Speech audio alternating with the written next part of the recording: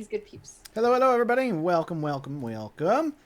Hi. Week 39 here at Lost Initiative Show, Edge of Morality, with returning guest Sir SplatterCatGames. And while Hetfield might still be around, technically, Sinvicta has departed temporarily, or at least for now. But don't worry, I gave a heck of a good picture for where Sinvicta was. It perfectly encompasses who Hetfield Now I is. have to go look. I never look at the screen.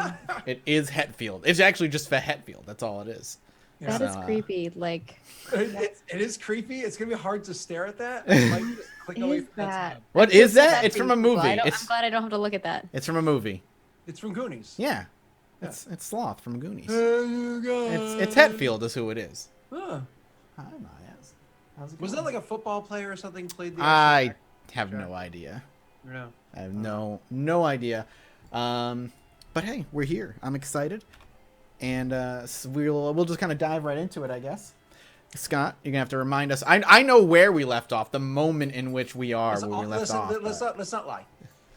Mike was sleeping for 3 hours and 45 minutes last session because Mike hates combat, and there was a 5-minute chat beforehand, 5-minute not talking about D&D in the middle, and a 5-minute chat at the end with the actual creature that he believes is a succubus. Or at least not. Well, it's not only that. I don't want to say I hate combat in D&D, but unless my character is built Random for combat, you don't do one. Dude, the comment was awesome. And I long put you in a combat. box. Yeah. but also Ander is not remotely built for combat. So once combat strikes, I'm like, well, I've got one attack spell and then some cantrips. So Doesn't matter. That's just you. It does. You can make like the best warrior ever, and you'd be like, oh, I'm 75% of story, why are we 25% combat. talking about why my mom died instead of It doesn't need to be why my mom. Just plot. I'm a plot guy 75% of the time, and I'll take 25% combat if the combat services the plot. Yeah. That's All right. So who I am as a player. Enough calling Mike out. Well, it happens every stream. I just remember there was a hot chick. That's right. There Yeah. was. Yep. Absolutely, there was. It's I believe we were talking about the calf to what is it? The knee to calf ratio or whatever it was, and it was Grom was done. Don't do it. Mookie wasn't making it either. Yeah. He's not even a human. He's a bugbear, and it was crossing species. No. He was like, I'm down. I'm down with that. So once again, we're gonna say that Mike still hasn't found a mini for his avatar for his character. But all right, so She's thonk. we're having a conversation with her, and Susie, she leaned in to give you a kiss. I That is believe. correct. And you made me And make a you check. went Yeah. and cast a spell, Detect thoughts. detect thoughts on her, and I had to make my save. You already made your save. I know. Yes, I yes. scrolled up and just saw it. Oh, right. Okay. Okay. Hetfield and Vukti had just stepped out for a second. They're like, I don't know. I think they were grabbing a smoke. I think it was one of those, like, as one was walking out, he's like packing a pipe, so that they could chat, whatever they're doing. And Grauman's just drooling. So you cast the spell, detect thoughts, and immediately, as you do so, you can see that the immediate emotions on this creature are just calm. Okay. The immediate motions are just completely calm, very relaxed. The initial thoughts on it are, so he knows magics. So I'm trying to remember exactly because I there was something I wanted to pull from her immediately, and I can't remember what it was. So you keep notes, Mathis. I think it was that We were she trying to was figure hooked out up if she was. with- Yeah. like who her contact was with how she met the angel or whatever it was like that. And she told us somebody, but you're trying to validate the truth of it, I think. Yeah, trying to basically see if she's like a two-timer, more or less. I wanted to see specifically I wanted to see specifically the scenario in which she was caught. You know what I mean? Like, because everybody was dead. There were no people left alive, supposedly. So I want to see if she was involved in that. Very much like what her role in that was. And then I wanted to pry and see what she was, because I don't believe she's what she's saying she is. So thank you, actually, Spot. You just reminded me as well. It was the gentleman that we were talking about beforehand. I'll grab his name right now. That Sinvicta had mentioned, the other advisor, the one that had introduced her to to Triel is you wanted to make sure that that is actually in her memories, that all that stuff happened and it wasn't lies. The name of that person, because it was actually said last session, was Sakale Siriel. Sounds familiar. Okay. All right. So you grab onto the mind, and so you understand how detect thoughts works. You and I have done this a bunch of times and things before. It's kind of one of those. You can't just cast detect thoughts. You have to inspire thoughts to happen. Yeah, I have to say something, basically. So the very first thing I will say out the gate is, how were you captured? Does this take the second time around that we're talking about? I think it's like a third. This lady is like super. Whatever she's, the like, magnetically attracted to getting captured. Whatever the most recent of her captures was. I'll so like, you know, as she's looking at my face and as she goes in for a kiss and I touch her lips, my eyes cloud over and it's just like a cloudy mist, no pupils or anything, and I just speak out loud. How were you most recently captured? Mm-hmm. And so all of a sudden, in her mind, you see images of her sitting in a wagon and just kind of like looking off to the side and seeing somebody come up on the ledge, like one of those, what are they called? Bearded devils, my apologies. One of the bearded devils comes up onto the ledge and it's one of those, like, she sees it and she like leans in and like squints her eyes to like make out exactly what it is. And then she realizes what it is. And she quickly looks to the other side and sees like a whole bunch of lemurs pouring down the hill on the other side. And even a winged creature flying overhead that you're not familiar with. You haven't seen this one before, but it's actually flying overhead and dropping some sort of explosive down on the wagon below, and it blows apart. And there are a bunch of warriors that are out there with them, but they fight as valiantly as they can against these creatures. They kill a good number of them, but eventually they're overtaken. And what happens is, as she's trying to get away with the people that are sworn to protect her, as she's trying to run away with them, they're being defeated one at a time by the bearded devils. And then the chitin just slowly like saunters up. And we'd already described what she looks like before, and just, you know, chain, and eventually is able to grab her and pull her in. And you know, the stronger the grip she has in her, the less she can fight against it. And then she was dragged here and pinned up. So it appears as though she was actually captured. Correct. Okay, it wasn't seem like she was willingly going with them when they showed up. Hey guys, yeah, hold on, let's just kill them first. No. Not you know what I mean. Okay, so then the next question is, what is the name of the person I need to know if she knows? That guy. Sakale Siriel. Yeah. So we're trying to find out if she actually knows him, right? That's the goal. Absolutely. I most certainly. So you more or less are gonna ask about him, yeah. Yeah. I'm gonna because of the spelling, I'm gonna just throw his name into chat real quick, and Cool. bam. All right, cool. All right, so after I get those thoughts, the next question is Sakale Siriel. Do you know him? She nods, and this is what Grauman sees. She nods, and she doesn't speak because he has a finger on her lips. Yeah. And so we're not going to turn that into a whole situation. Mhm. Avoid what can happen there. And you see her literally him walking up to her and being like, and so you're, oh crap. Oh, I forgot to, what was it, like Prudence we were calling her, because I totally forgot to look up her name between. But so you're Prudence. And she's like, yes, I am. And you're Sakale, right? And he's like, yes, I was hoping that you would be able to join us in our cause. But first, I need to verify that the information you supposedly have is real. And kind of like that memory washes to the side, and you once again come back to your senses here. So, I'll mouth out loud. She's met him, so they can hear. The next question for me is, what a race is she appearing to be? She comes off as very fey. So she, with your mind of the future, right, you know, she looks extremely human. But humans in this time frame are right, stone humans. They're you know, they're technically humans. You know what I mean?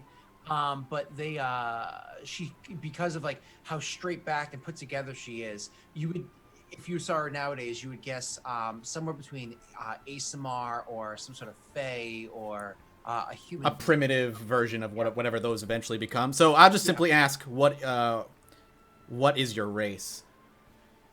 Hey, that's not very nice. You ask, what is your race? Yeah, well, He what says it are all you? Weird. He's like, so what race are you? Like he said it all kind of like weird, like you're not supposed to be here. Or you know what? No, I think more. Thinking just because of Ander being more intelligent, maybe saying "what is your race" is the wrong way. Maybe just like what is your bloodline? Oh, Probably sure. make more sense. Be more clear. Yep. So you ask, what is your bloodline? And with this one, you actually, and I'm not even joking. Because when I roll my d20, I roll a whole bunch at once. Mm-hmm. This is when I happen to roll a natural 20. So she's been resisting this whole time. She's certainly, I mean, it's her mind, because when somebody resists, it's not like you notice that they're resisting. You know what I mean? They know. I only notice when they kick me out. Correct. Right. And so you're asking that question, and as like images start to flow to you before any of them are able to be made out, before you get any details that are even worth noting, all of a sudden it's like the spell ends. So the cloudiness in my eyes kind of wipes away, and my eyes become clear, and I kind of like snap my hand back, and I'll look back to Grom, and I'll look back to Vukti and Headfield, and I'm like, she's resisting. Just so you know, the way it works technically is the creature can use its action to make an intelligence check contested by your intelligence check. Oh, so I get to make a roll then. You get to make a roll. But she rolled a natural 20, so I need to roll a natural 20 as well in order to resist. Yeah, usually it's just the total. Can't you make her reroll? I'm out of rerolls. I can use my luck to reroll my d20 though. You can't make somebody reroll a. Might not be worth it. Luck, can you? No, luck is roll a d20, then choose whether the attack. I can make them reroll attack rolls, Attacks, but yes. Luck for me is ability, attack, and saving throws. So Yeah, not saves. right. Correct. So I still have two luck points You left. already used your two. Yeah, my portents is gone, so that's why I was like, I only have luck. So it's not necessarily a natural 20; it's the grand total you're looking for. Well, no. If this was like a skill check, there's no auto success or failure with 1s and 20s, but with saving throws and attack rolls there are. Okay, gotcha. So you'd have to Even roll okay, gotcha. Yeah. Well, we have to get lucky then. I'll use one luck point and hope that maybe I'll pull out a 20 here. And we'll see. Unlikely, but we'll Don't see. thunk me. Don't thunk me. That Don't, doesn't seem like work. Oh. I mean, it wasn't a natural 20, which is what I needed because it's it's an opposed check. Right. So, she rolled 90-20, so it was an auto success, and you couldn't counter that. So she actually does kick you out. Yeah. So like I said, I pull my And for the record, I didn't even have you roll the past 2 times because my totals were very low. My first total was an 8, and my second total was a 6. So I didn't even have you roll. You have a +6, so. Okay, gotcha. When he says that she's resisting, can I like aid in any way? Like, obviously not gonna be able to aid in the mental aspect of things, but Just punch her in the head. like physically, like. Well, constrain I'm her or curious something? because like I gave warning. Not warning. I told them how this works. That like if she has nothing to hide, she'll just be willing, and if she fights back, then she's clearly hiding something. So turning back to the 3 of them, like pulling my finger back a little bit with my eyes being normal, I'm like, she's resisting and she's kicked me out. I stand at attention, but you notice that I'm still staying kind of like behind the doorway. Yep. Just in case. Yep. Yeah. So she's so she'll look at you and she's got somewhat sad look in her eyes. It's almost like this tempting pout that she has, and she's like, some things are secrets that belong to people and shouldn't be taken by others, at least not without earning them. You want to know my place in this cause. You want to know why I'm here and how I know them? I freely offer that because it's important with what we're discussing. However, where I come from and who I am, you need to earn that. I don't answer to you. I answer to Triel. And yet, if you were to come from and be born of one of the hells, then how are we to know and to trust you? What if I were but reformed? You would only see images of the hell, but not of my history. And I could look for those images of your history if you were willing to give them to me. You can look for fragments, but never hear the whole story. Not with the spell that you were casting. Ander kind of like nods at that. True. But the fact that you're even saying that means that maybe you are one from born of the hells. Or I'm just using a hypothetical situation to show why what you're doing is wrong. Wrong is up for debate. It's merely fact-checking. Invasive and is not welcomed. Well, that tends to happen whether you want it to or not when you're around me. Creep check. But it's just truth. It is just straight truth. Okay. So I look to. I'll actually look to. Okay. I actually look to Vukti. It's up to you whether you want to believe or not. She was, for all intents and purposes, she was kidnapped the way she says she was. I have no idea if that information on where she was and being transported was fed by her, but she did seem like she was resistant to being captured, and she did meet and I say the name of the guy again because I can't remember because it's gone in chat. She did meet him specifically as you had hoped. I was hoping to gather whether she was actually what she says she was, because the traits and her demeanor reminds me of things I've studied for a long time. Well, what choice do we have if she ends up being a liar? This is where our journey has brought us.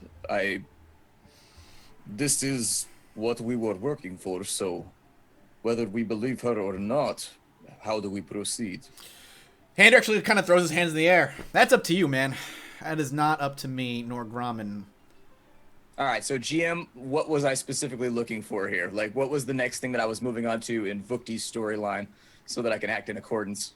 No, of course. It's literally, is she a traitor or isn't she a traitor? She is a huge concern of yours. If you can't get, and the thing is, it's one of those things where you free her, and if you can verify her story to a point where you feel comfortable, and this obviously feels shady to you as a PC, and that's fine. If you can verify her story to a point where you feel comfortable, you will bring her back to Trio where she answers to. However, if you don't, your concern was, and Hetfield's, because of what you had said and what you had seen, concern was that she's manipulating him in one way or another, and so it's not like you feel like just bringing her back to him for his judgment is not a good idea because he's already drank the Kool-Aid. You know what I mean? Okay. Basically, I turn to the prison. Go ahead. I turn to the prisoner and I say, well, tell us how you came to be here from the beginning. Oh, this is a bit of a long story. Fine, I will do so. I've been here in these lands for a considerable amount of time, and I've grown very accustomed to them. I've studied them. I've gotten to know them. They're my home. And when the war broke out here, I was not somebody worth noting. Not somebody that people would usually have paid attention to. But I cared about the people that lived here.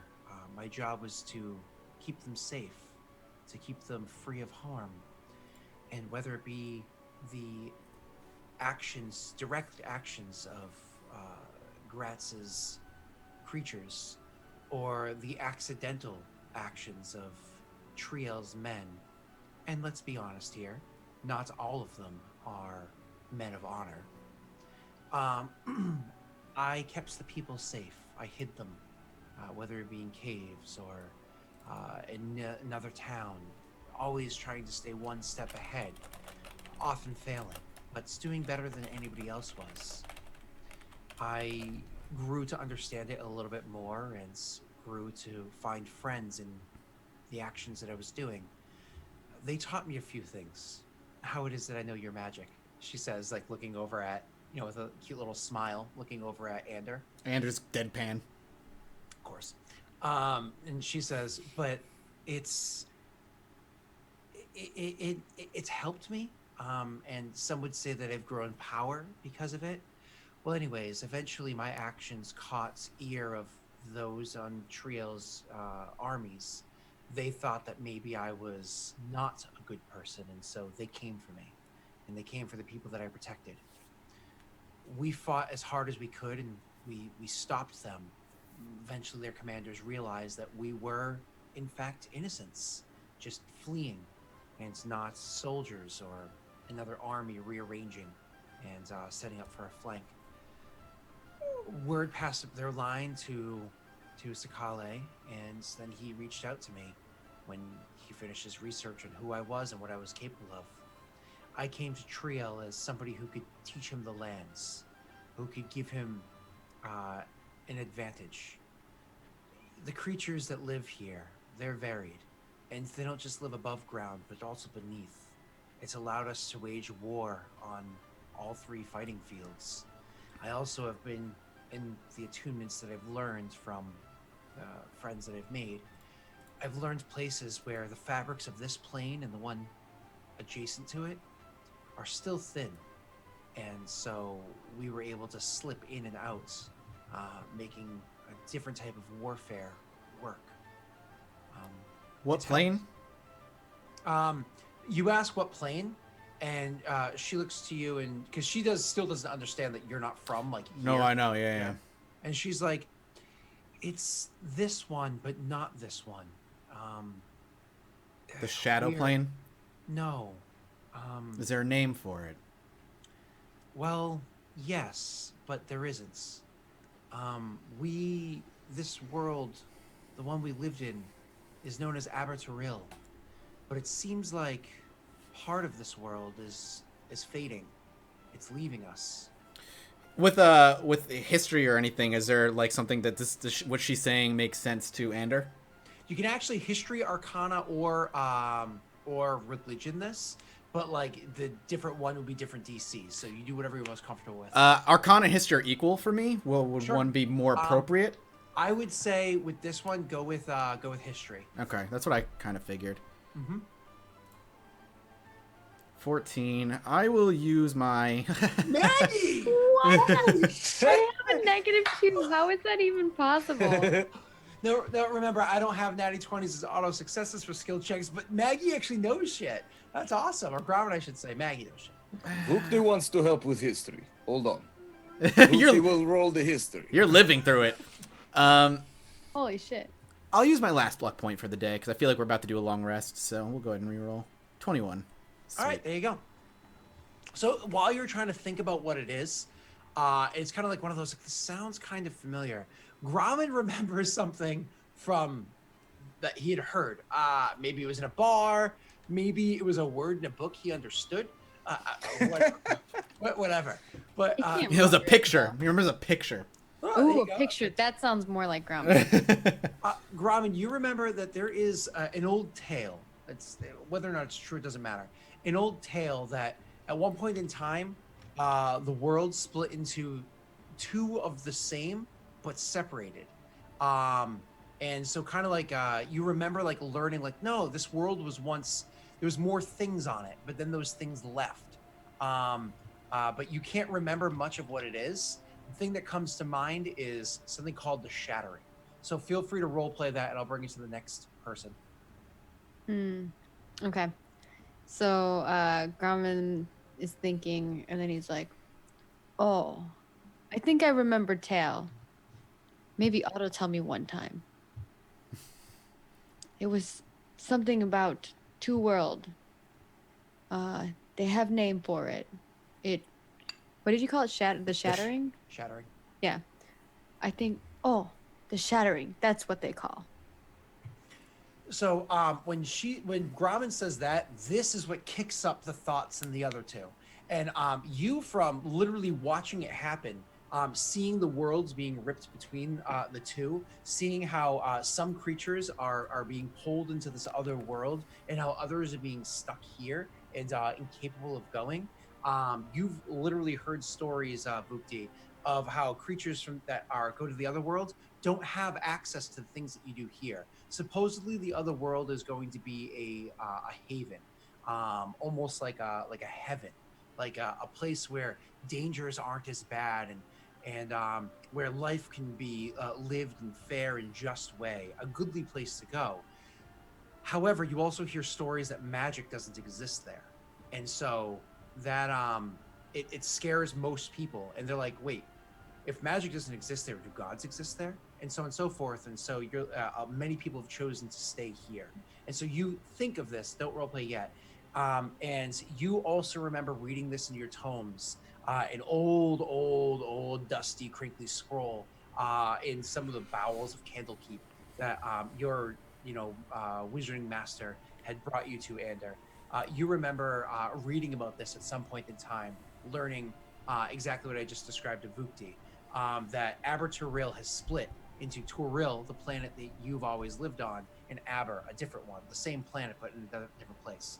And for viewers at home, this is actually Ed Greenwood, the writer of Forgotten Realms.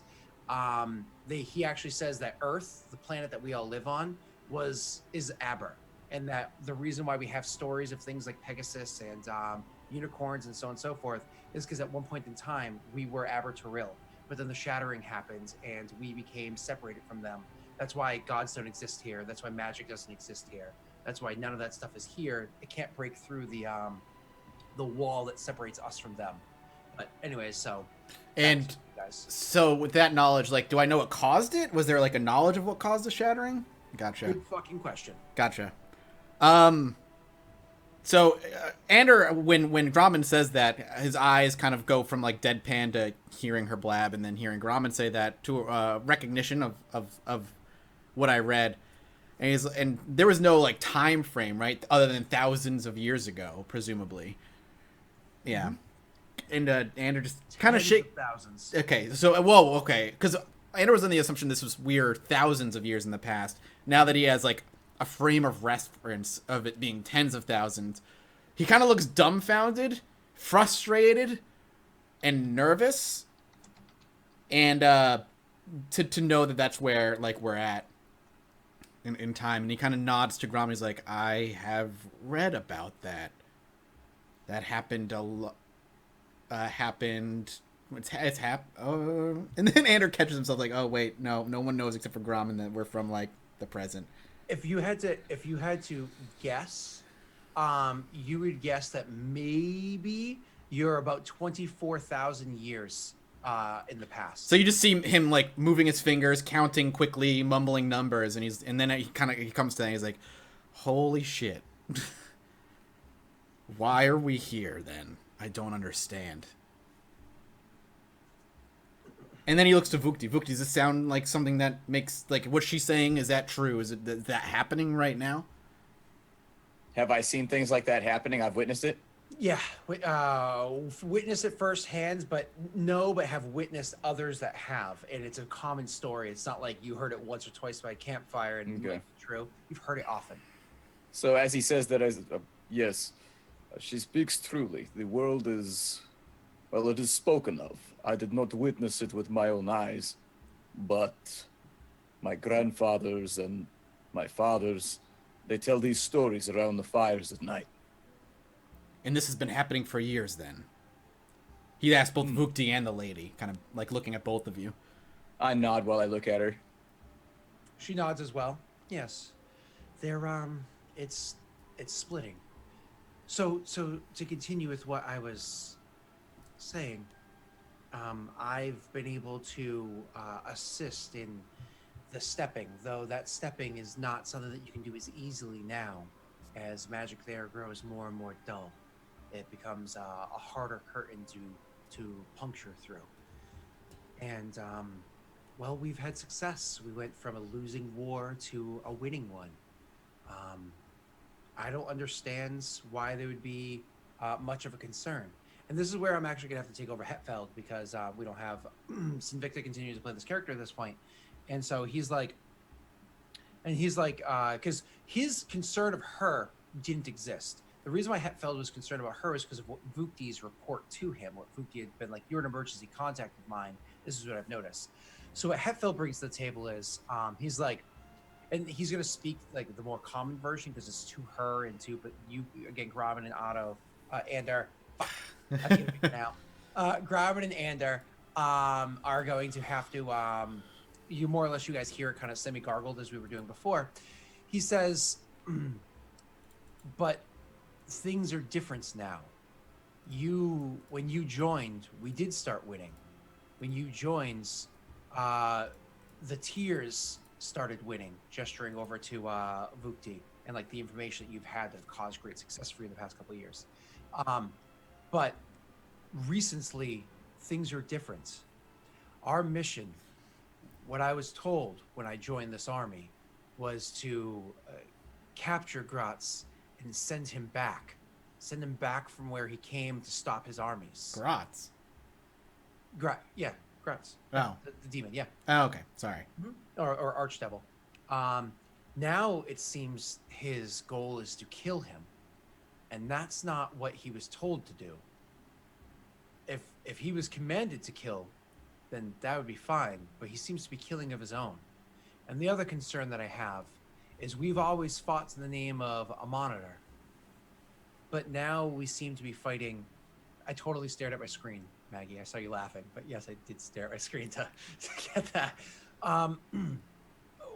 Before we were fighting in the name of a monitor, but now we're fighting for the glory of Triel. These are concerning things. Subtle changes. They're wrong. I can't put words to it. All I know is that they're wrong. We're off beat.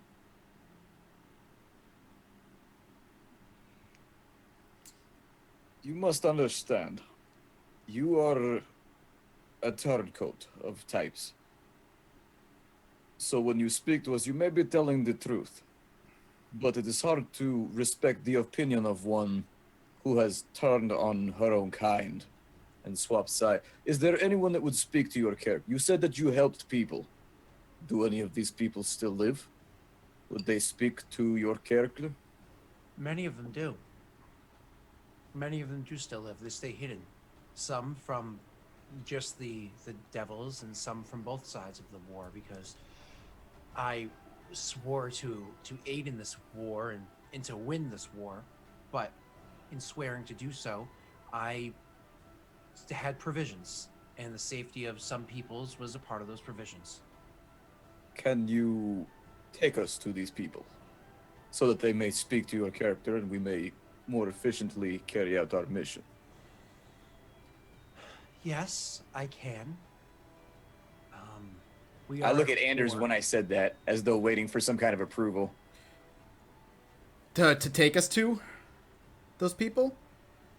Yep, the ones that she just talked about. I mean, I'm figuring we gotta validate the story, and she kicked you out of her head. Yeah. We don't really have a choice. I'm willing. Ander will nod subtly at that. Yeah, I mean, he's fine going along with it. I can, much like he actually gestures to her. He's like, much like I did to her, I can fact check them as well. We are at a time of war, and while many of the people fighting on both sides of the war have are long-lived species, are creatures that will live out many years past. Not all the people that live here, gesturing to like the ground around her, are, and they would like this world back. By delaying my time returning to Triel's side, by delaying that, you are prolonging the war and increasing the casualties. Ander looks to Vukti. Is there any very specific thing that you would like confirmation of directly from her? One memory of hers that I could grab that I can pull from her with ease. All I required was the name of the one who introduced her to Triel. We have that name, and I look back at her. Does this person still survive the war? Is there a way for us to find him? He is at Triel's side, and certainly can verify who I am and my purpose here.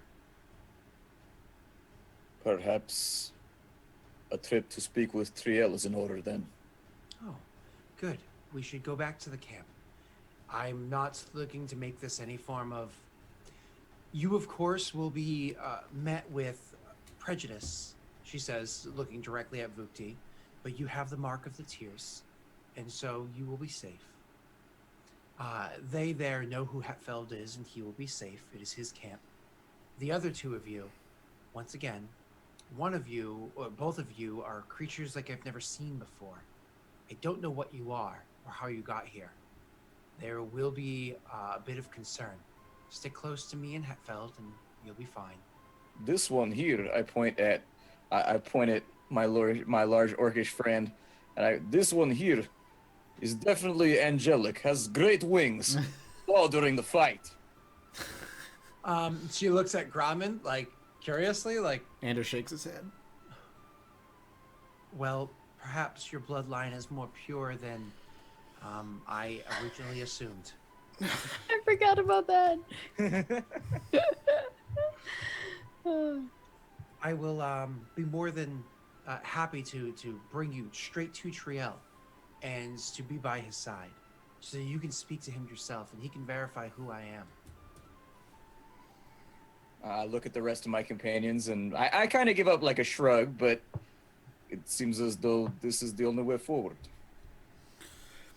Ander has kind of resigned himself in a way that, while he's trying to help and verify stories, in his mind, this has all come to pass already.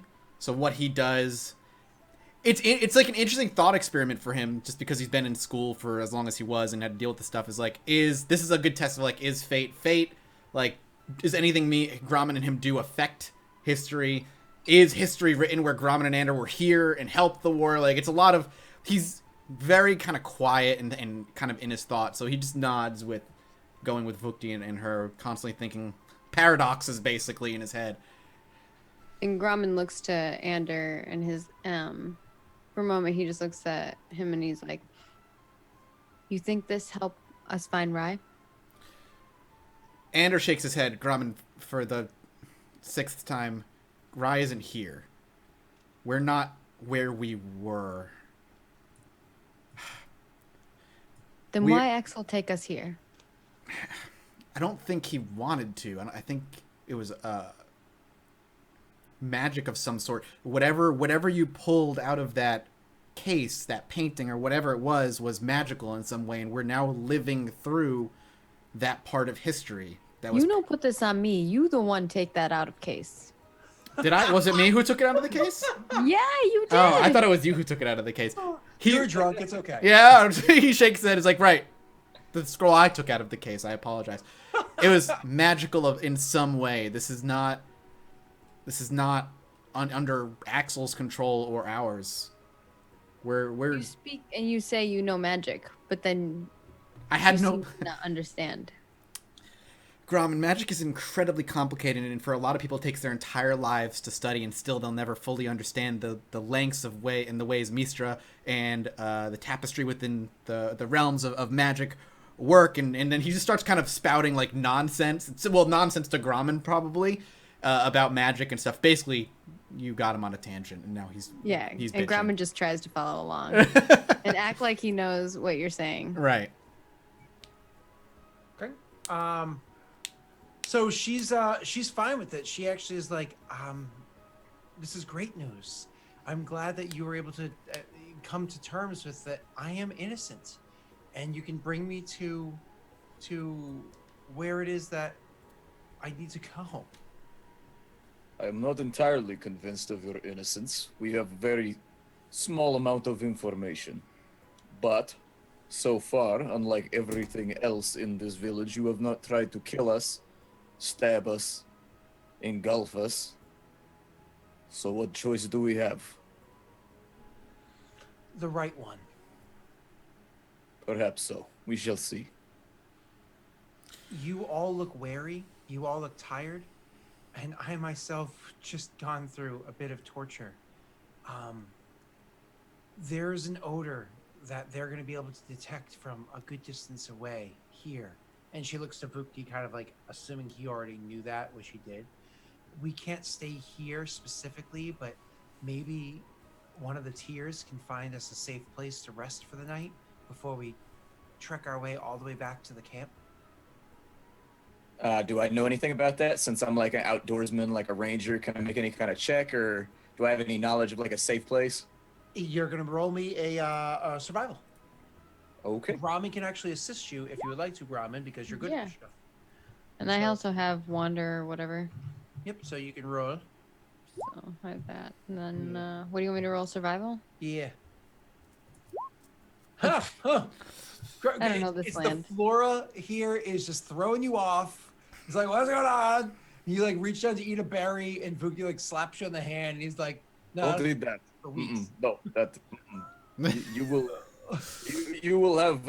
I rub my stomach. Do not eat that. That is not right. Not without boiling first. Are you sure I eat raccoon food once? I think you should go for it, Grommen. There was an episode where Grommen just followed animals around and ate really weird ass shit. Yep. Just so you know, Swat. Yep. We're It talking was. about watching Krillin travel to a battle. So, anyways, you actually find a really good spot about somewhat on the trek back to where it is that you're going anyway. So Grommen's familiar with the path because of his vulnerability. So heading in that direction is to not waste time if you don't have to.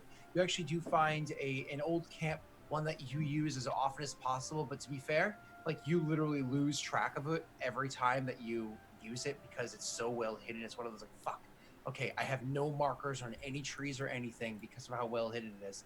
You're able to find that, and because of it, you know of the safe spots and everything that are set up there. You know about like the tree that's already set for the other tiers that they've used to look, but also you know about the hollow tree trunk that's kind of like knocked over. It looks like the tree's only recently died, but it looks like that. But Vukti knows that this tree has been dead for many years. There's a hollow spot in it where you guys sometimes will leave things for one another. The tiers will, and other rangers in the area will. You're welcome to check it out if you'd like. But this is definitely a safe place. Okay. I look to the rest of the group after pondering for a moment, scratching my chin. I know of a place.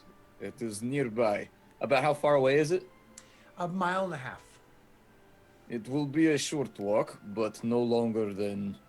Well, what position is the sun in right now? Like, what time of day would it be? The sun actually came up again not terribly long ago because you guys traveled throughout the night before. So we'll say you're midday actually because of all the, right? Because it wasn't nighttime. No, you guys went out during the daytime, I believe, or whatever it was. So yeah, midday. Okay. We can arrive before the sun starts to fall from the sky. It will provide us. I can barely find this place. It's quite safe. Andrew nods, knowing he really doesn't have much of a choice, so agrees. Grommen like nods and acts like he totally knew that. Yeah. And so you guys are able to find this super safe, comfortable place for you to relax. There is an old magic put on there. The magics of this world, the world that you guys are currently in, are nothing like the magics that Ander and Grommen knew from the world that they came from. Magics here are different, but there's an old spell that's locked onto this area where you being a person of nature and Maggie's character, Grommen being a person of nature, are easily able to step into the circle. However, you being familiar with it, instinctively turn around and welcome the other two, or the three, including Hetfeld, into the circle as well to make sure that all of you guys can actually get in. Once you're in there, you know that you're safe. It's locked. There's nothing that can bother you. Everybody's welcome to sleep if they want to, but I imagine with your concerns about her, you guys do set up some sort of sleeping routine. You don't tell her, most likely, that it's because of her. We don't know. And you guys can actually, in fact, as Mathis had guessed earlier, finish a long rest now. And hey, since we're taking a long rest, why don't we take a short one and take our first break? Sure. Before the long rest finishes, I want to do something when we come back. Okay, cool. All right, guys, we'll be back in a few minutes. Go grab a drink. What do you got to do? And we will be right back.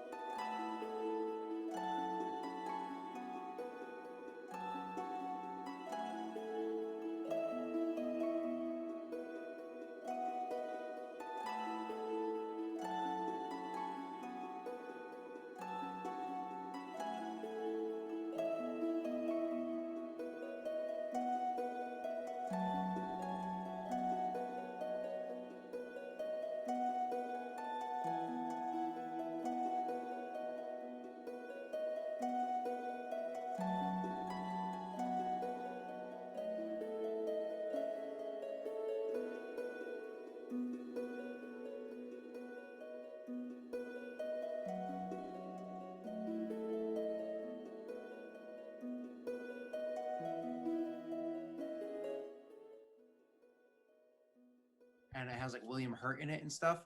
And then there's the sequel to that called Children of Dune. Together, it's like 10 and a half, 11 hours long. But the movie with Sting is horrible. I've seen that movie so many times too. Horrible. I enjoy it because I've read the books. I like the movie. It's horrible. Are you excited for the new one being made? The new movie?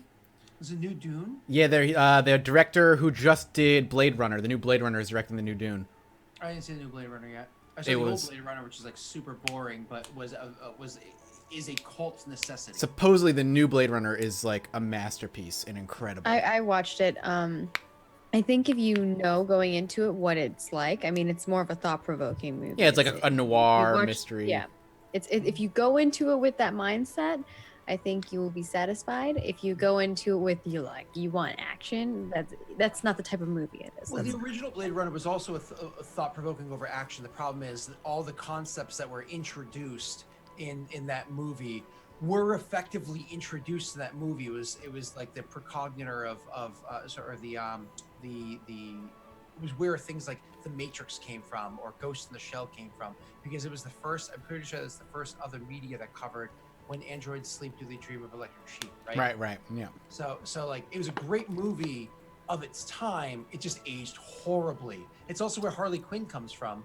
because the obnoxious female character in that movie is like, you look at her and you're like, yep, nope. Somebody watched this and went, I'm gonna put this chick in Batman, and there you go, Harley Quinn. So, all right, welcome back. We're back. Okay, so we're about to do a long rest, but Ander has suspicions. And he's not necessarily going to do anything that's going to cause a fight, but as a ritual, I want to cast Detect Magic, and I just want to look at her and see what auras are coming off of her. Okay. I'll throw it in chat for you. I know what it does. Oh yeah, but fair. I always like when you do that. Okay, so when you cast that, just give me 1 second, because magic in 5e is a little bit different. 1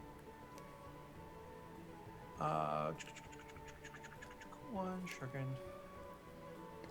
Please and thank you, sir. I probably should have had you tell me what that was prior to going to the break. That way I can prep for it. Yeah. Oh well. So I can look up one thing. No worries. So you actually do get magics off of her.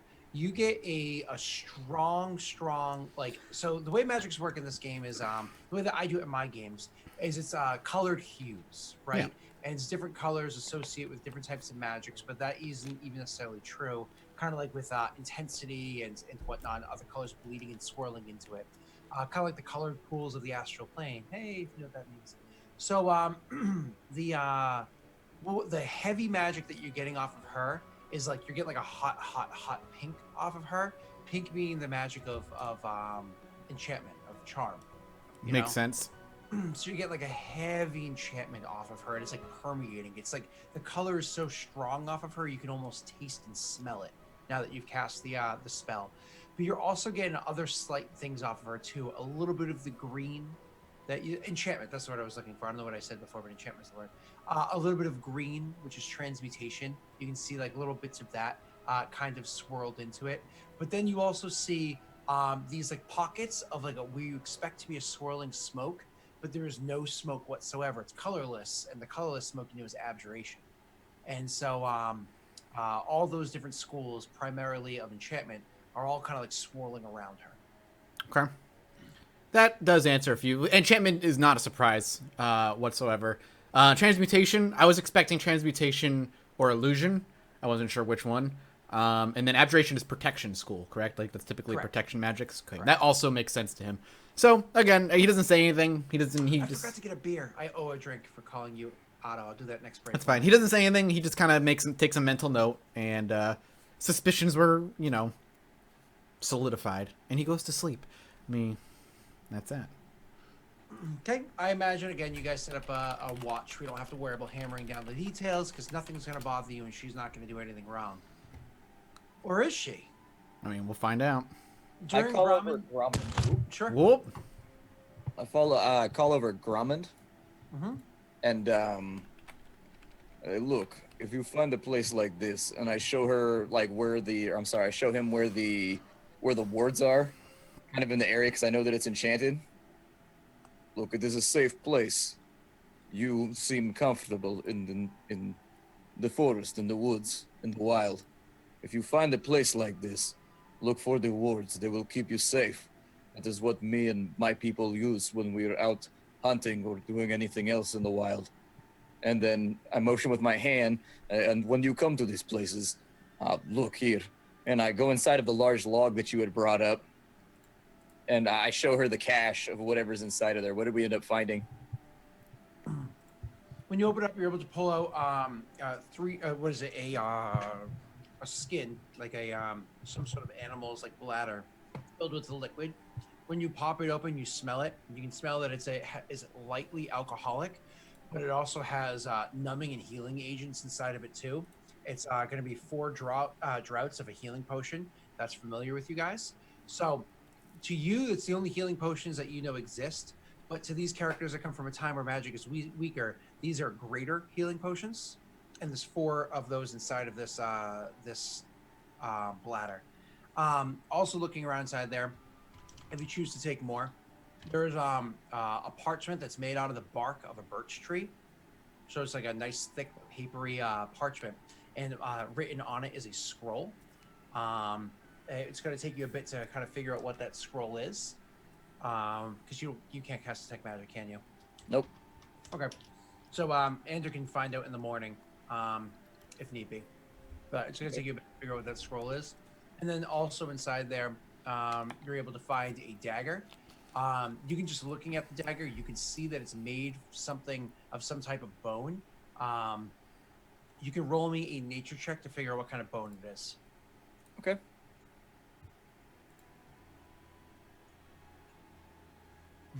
You can't figure it out. Neither can Ramen. We both like pick it up and we look at it. It looked like bone. It maybe cut things. It is from some creature. But as I go through the items, I said, but if you take, it is expected you leave something in return for the next traveler. You know, to like clear out the log. It is in very poor taste. They left these things here to help you. So you return. If you take, you leave. Oh, I like this. This like gift. Very much so. These potions have saved my life in the past. So Ramen is gonna leave behind Oh no. potion of cold resist Oh, cool. and take one of the potions of greater healing. You would take all of them. They're all in one bladder. Oh, okay. Yep.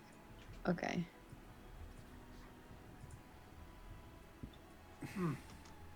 Do I have to take the scroll and the dagger too if I take the... That's Okay. between you and Vukti if you guys want to take those and if you want to leave stuff behind. Grumman only takes the healing potions. It's funny. So the potion that you leave behind is this tiny little vial of like well-made glass, the little cork pop on top. What you took was a bladder of like this, like yours is like a quick little shot. This one's like a glug, glug, glug, glug, glug. One drink. You know, like it's funny because it's different types of magic. But go ahead. How much does the... You said it's 4 greater healing potions? Correct. How much does that do? Greater healing, I believe, is 4d4 plus 4. Okay. Just writing it down so I haven't noted. Okay, cool. Right. Do you guys take the scroll and the dagger as well? And if so, do you choose to leave anything behind in their stead? Grumman doesn't take those. Grumman says, I no need those.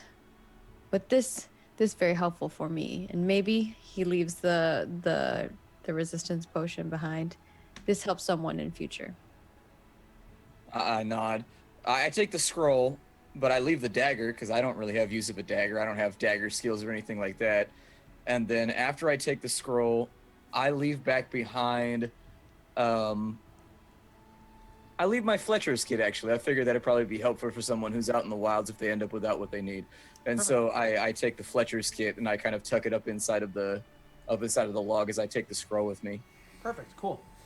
Just as a reminder, because I never wrote the rules onto it for you, your horde that you have, 600 feet silent. Only the people that you want to hear it within 600 feet can, 4 times a day. Okay. That's how it works. Okay. Cool. It's in Xanathar's guide. Does anybody have alcohol for Andrew to drink tonight? Technically, they just got a whole pigskin full of a cheap alcohol, of like a watered down alcohol. The potion? Yeah, I mean, it's more of it's a hog skin. I have 2 pots of poison. No. I imagine it's because, like, throughout the day, like, all Anders had is his flask, and I imagine his flask is rounding very, very low. And it's going to be a night where he doesn't go to bed drunk, and that hasn't happened in a long time. And I he also doesn't have like it. 2 potions of an enlarged extremity. Not what I'm looking for. Oh God, Splat! You don't need to know what that is. Let's just. I'm not sure I want to know. You don't. I don't know what you guys get up onto. I also have 3 potions of Hill Giant. So Ander asks out loud, does anybody have alcohol before he goes to bed? So you Gromit can doesn't handle have that any large alcohol. extremity. So no alcohol. All right. I polish off what's left of my flask. That's it. I'm out of booze. Oh man. Okay, so you go to bed tonight, drunk enough. Good. Perfect. Okay. Yep. And at one point in time, when Gromment's on the on watch, you hear tossing and you hear turning, and you hear tossing and little like yips and whatnot. Gromment, not very loud, just loud enough to catch your attention, but not well loud enough to awaken anybody else from their sleep. Little yips. Aw. And Vukti's then cute when he finally- sleeps. Oh. And then finally, you know, kind of like when Gromment's like looking over in the direction to see what it is, you see like with again one more little sharp yip, like she sits up quick, and she's like, You okay? You seem like you have bad dream. I have those one time. oh yeah, sorry, I was dreaming, yeah. What did you say? Oh, Like, I realize just that say was- I yeah. have dreamed like that before. Oh, did you? And she's doing that kind of like whole taking in her surroundings, like looking around, almost like she's a lost puppy for a second. You know, she like looks around and she's like, yeah, can you tell me about your dream? Help me forget mine. Well, one time I have friend, and then when I wake up, he not there. That's she chokes it down for a second, then she like looks up at Gromit with clearly she was struggling to get over whatever it was that she'd gone through, but then she looks at Gromit with a couple blinks, and you can see genuine sympathy in her eyes, and she's like, oh, were they close to you? I think they close to me. Yeah. Yeah. Did you travel alongside? Yes. Many months. All over, everywhere? Maybe not everywhere, but many places. What was So- your dream? Why you seem like It's you have just- a rough time. Less dreams and more memory. So there were 2 of you walking side by side, and then there was just you? No. In my dream, they die. Oh. Who is this? Tell me of your friend. I don't really want to talk about it. I understand. I won't press. They were just memories, but not real. When you sleep, the details change. Your part in them, at least, you know, what you remember your part is in them. The things you say and do, they change when you sleep. It's hard. Well, I have some friends. When they dream things that come true though. So maybe you not tell the truth. I'm dreaming of the past. Are you talking about dreams of the future? Sometimes people see dreams of past. Sometimes people see dreams of future. You said you see dream of past? Yeah, my own past, just memories, not like somebody else's past. It's just my past, and life's been tough. You know, she says, kind of like try to like make a joke of it, and like it's like weakly, almost like, huh. He like nods but doesn't laugh about it, and he's like, everyone go through things. If you need someone to talk to, I hear. Yeah, thank you, Grumman. It's sweet of you. The You want to friend see something? she kind of stops with what she was saying, and she's like does that like whole like throws her head to the side with her hair like draping down her shoulder, and she's like, and she like looks back at her pillow for a second, or her pillow, it's like a bit of moss on a rock, and she's like, yeah, I don't think I can sleep. Sure, and she'll like, Was this Grumman's watch? Yep. yes. Okay. Grumman pulls out from behind him the rat that he had been talking to before. Oh, is this your dinner? No, this my friend. Not the one from your dream. Oh, no, not one from Dream. That'd be the best if it was. What's your friend's name? Did I get his name actually? I know I got the gray was the name of the other creature. Mm-hmm. The rat creature, I don't think I got his name. I think I just helped him walk home. Yep. In this period of time, could I have gotten his name?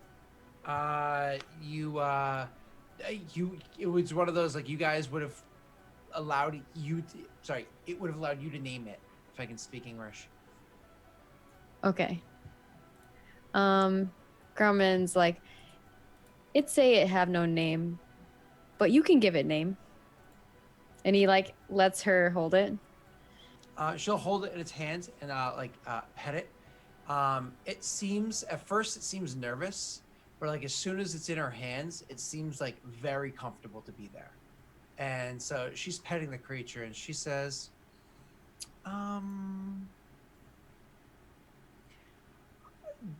kebab. Like the food? I don't know if this food is that a food. Yes, you speak of food from future. You know, eat him though, and Grumman takes him back. She's like taken aback. Oh, well, I didn't mean to offend. Is this a type of food that your people eat? No. I mean, some people eat them, yes. But maybe we call him Bob instead. Bob. Okay, we'll call him Bob. So your people don't eat kebabs. What are your people? You mean half orc? Okay, half what? Half orc. I was like, this is gonna go well. I gathered that. What's the other half? Half orcs are just humans and orcs, right? Yeah. Grumman's like, well, one half orc, one half human. They call half orc. Just Oh, like we have half elf. elves breed with humans where you're from? Yes. Humans get around. She laughs. She says, humans sound like delightful creatures. I want a point where Gromman, like, all of a sudden comes to realization, is like, what's a halfling? Oh God, that'd be a whole session and a half. She says, yeah. She says humans sound delightful. Humans aren't so delightful here, but they sound definitely better when you're from. Why they no delightful here? They're dull. Oh, people say that about me sometime. No, Grumman. You are a genius compared to the humans here. Grumman, like, you know, he's getting a little ego. He likes it. This time that you're from, when is it? What year? What year is it? Does Gromman know? I think Grumman, like, what year is it in our land? I think Yeah. he would know that. 1359 DR. Okay, he says that. I believe is what it is. I'm just double checking that. So sorry. Is that correct? I want to say it's 1359 DR. I never had that in my notes. I don't think I was ever told. Roll history. Oh, Okay. actually, no, I think it's 70. You know what? That's a good point. We can roll. Go ahead. Is that history or would that be intelligence? I don't know.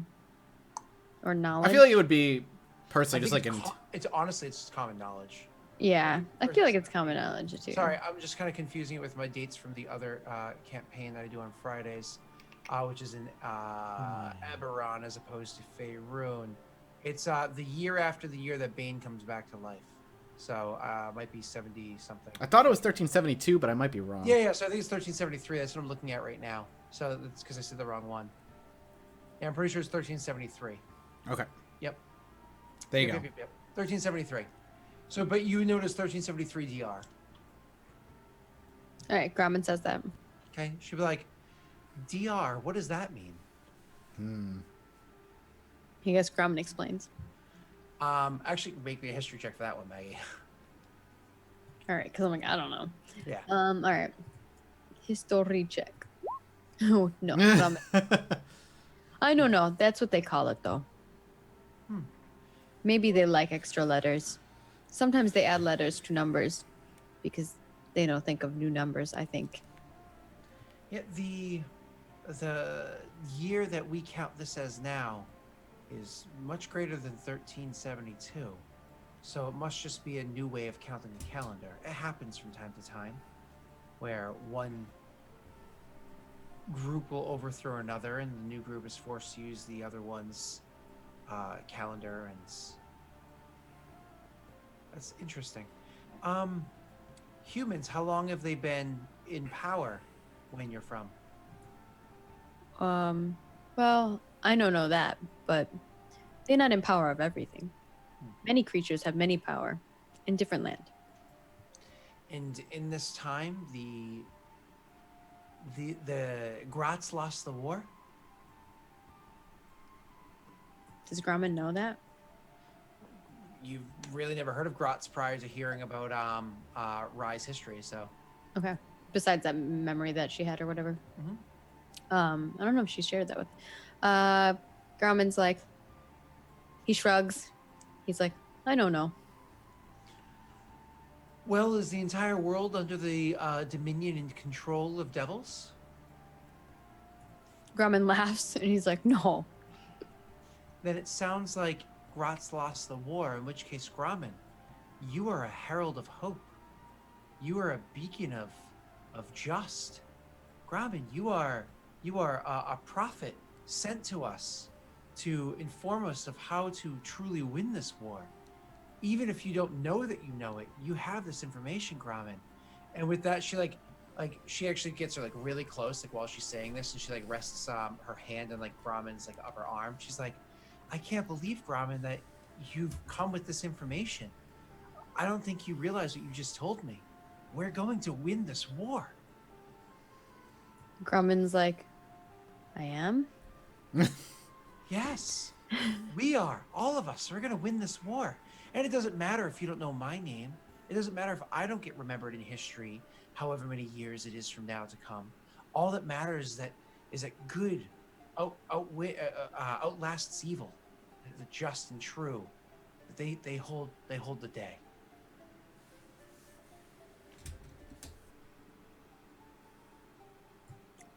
Grumman just kind of, he doesn't know. He's just like, all right. Grumman, thank you. I think tonight. And she looks back at the tent, and looks back at Grumman with some eyes. Bedroom eyes. Oh no. Oh, And then gross. says, I think tonight I'll be able to sleep easy. I hope you can too. And then she goes back into her own little hole or wherever she was, and curls up and fairly quickly falls back asleep. When Grumman tosses just a sideways glance over there, because she's absolutely stunning when she sleeps. You see that she's sleeping with a little smile on her face. Grumman is satisfied. He feels like he helped her get over her bad dream. Awesome. The next morning, you guys wake up, and Mathis, you roll your dice. I already did. Yay, you suck. So Mathis rolls his dice, And you guys are able to continue traveling, and so you do. Vuk, During do you the know these- trip, Mhm. I produced that bark scroll while we're walking down some random deer path or whatever, and I say, Anders, a moment. Ander meanders over, looking like he didn't sleep well. And I produced the scroll from the inside. Do you have any chance to decipher this? It was left back at the place of safety by another ranger. he kind of like quickly like scans the scroll. I'd need a little bit of time, but yeah, I could figure it out for you. If you could, thank you. I kind of clap him on the back. I mean, if you give me the 10 minutes, I can just cast detect magic and comprehend languages as well. Which one do I need, Scott? Just to figure out what it is. Just comprehend languages to be able to read it? Yeah, comprehend languages will be enough. Yep, just give me 10 minutes and I can cast it, and I will just read the scroll. Sure. There are How two much spells. HP do we get from the rest and everything? Oh, you back up to full.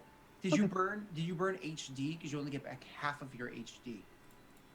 No. Level 6, you only recover 3 HD. I don't think you guys have really spent much of that, though. Nope. So, you're back up to full. So, there's actually 2 spells written on this parchment. One of them is Bark Skin. Okay. Which is, yay! Yep. And another one is a strange spell that when you discover it, it's called Moonbeam. It's called Weird. Moonbeam? Moonbeam. Okay. Yep. And so Moonbeam's an interesting spell. There's a range, 120 feet, reach up to a minute. More or less, you make a beam of pale moonlight in like a cylinder, and creatures in the area have to make saving throw or take radiance damage. Shape changers make this make the save with disadvantage, and if it fails, they actually come back to its true form. It's a spell that's really good against things like lycanthropes. I will tell. After he kind of deciphers, like, there's actually 2 spells on here. They're very, very useful. Do you mind if I take this for the day and study it and make sure I understand the full effects of these things? Vuk, they cannot even read this scroll, so... With that, like, Ander just rolls it up and puts it in the bag. He's like, I'll take that as a yes. He's like totally stealing this. Yeah, I want to put that in my book. Moonbeam is Grumman wants to learn Moonbeam. they're both druid spells actually. And Oh, so I can't whereas- use them. Learn Whereas them. you could actually cast them off of the scroll, I can't learn them. not put them in the book. Gotcha. There you go. Gotcha.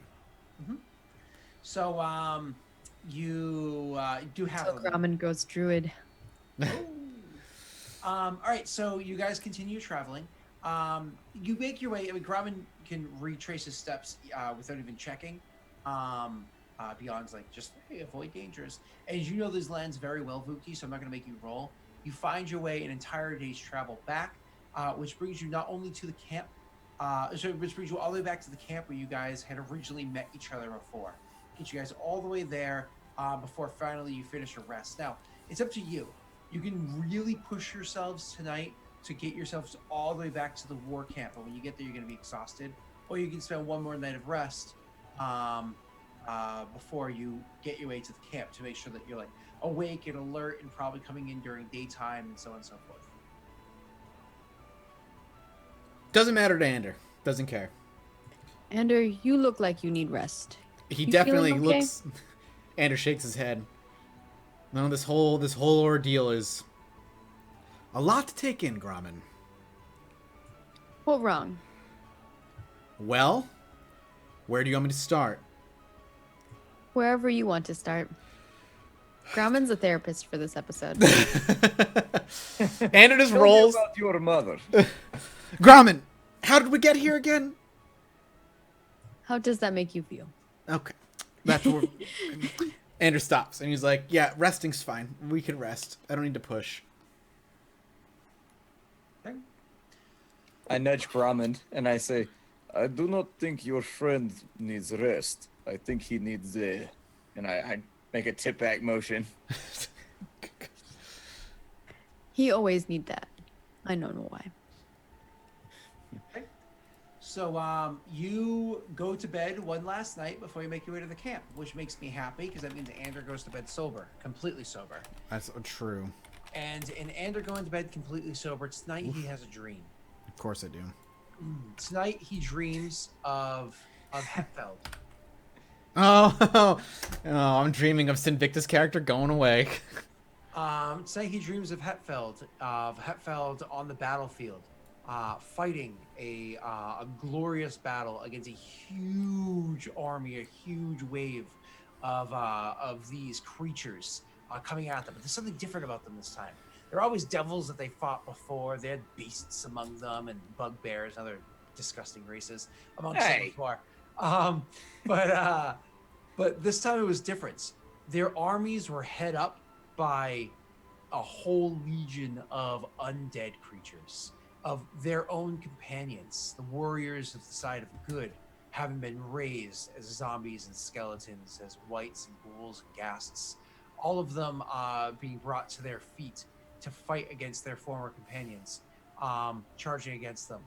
It's during this battle that Hetfeld calls upon all of the power that he has of a Monador, and does everything he can, and is able to even fight through long enough to make his way puncture through the wall of undead creatures that he comes across. However, does he do it like super metal? Because he's always got like he's like, while he's doing it. Okay. I just want to make sure. It's one of those that he takes so many down with him before, as he punctures his way through. Huge sweeping swings of his sunbeam sword. You know what I mean? Smashing his shield against skeletons and parts exploding everywhere, like putties from the original, Power Rangers. I mean, it is glorious to watch his combat. But then, as he punctures through the hole and he fights his first demon, literally jumps through and finds a lemur, and stabs it, and the thing kind of like goops and bubbles around his sword. He looks up just in time to see a huge crack of a whip come around and grab him around his throat. And this whip is whip that the creature is holding is extremely long, 15, 20, 25 feet long. It seems impossibly long, but yet not long enough. As he looks up at out of a large hulking red-scaled creature looking down at him, flames all about the creature despite not being on fire. The creature looks at him with a slight smile of enjoyment and a slight flick of the wrist as all of a sudden the whip tightens and his head pops off. Yeah, great. Cool, can't wait. Yeah. Let's hope that's after we're gone. You got owned, man. You don't want to stand too close to ownage like that. Yeah, no. So Ander wakes up in the middle of the night, like, and when he wakes up, of course, the person that he wakes up with is like whiny jerks and whatnot. Probably everybody to a degree, but the one that's sleeping nearby happens to be Hetfeld. He kind of like looks over and he's like, "You all right?" There's like, I look pale from the dream, and making eye contact with Hetfield. It takes a moment before I respond, and it's kind of got like this dead stare as I stare him down, and I nod. I don't say anything. I just nod. You sweat and you look like you're burning up. No, I didn't drink anything yesterday, so I have. Do you know what addiction is, Hetfield? It's just I'm having withdrawals. It's just fine. Happens. I'll be all right. He just shakes his head. He's like, "Can I do anything for you?" Do you have a family? I left them. Oh, right. They're all stupid. I mean, they're all. You're special in this world. I forgot that they were all Stone Age monsters.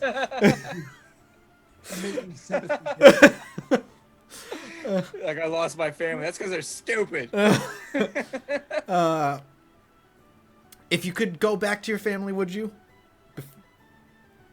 If this war was done, and the call for my need is not, probably not. No. This is what you want to do. It's what needs to be done. But this is what you want to do. There's a difference between need and desire, Hetfield. Deep down, and I want to do what needs to be done. Okay. I just wanted to make sure. if we get in town, let's you should show me what it's like to drink in this place. I wonder if your drinks are different. You're a little person. I'll drink with you. I'm glad to hear it. Go back to sleep, Hatfield. He, kind of like a good night, and you guys pass back out. Morning comes, and you guys can finish your trek all the way back to the camp. Sounds good. Unlike last time, when you guys first transported here, and it was the middle of night, you didn't have your senses about, you know what the fuck was going on. You thought it was a dream. You still kind of convinced it's a dream. Me? You didn't get many details. Yeah, you didn't get many details. This time, as you're approaching from afar, and kind of like looking down at the battlefields that exist, it's not like there's one battlefield. Right.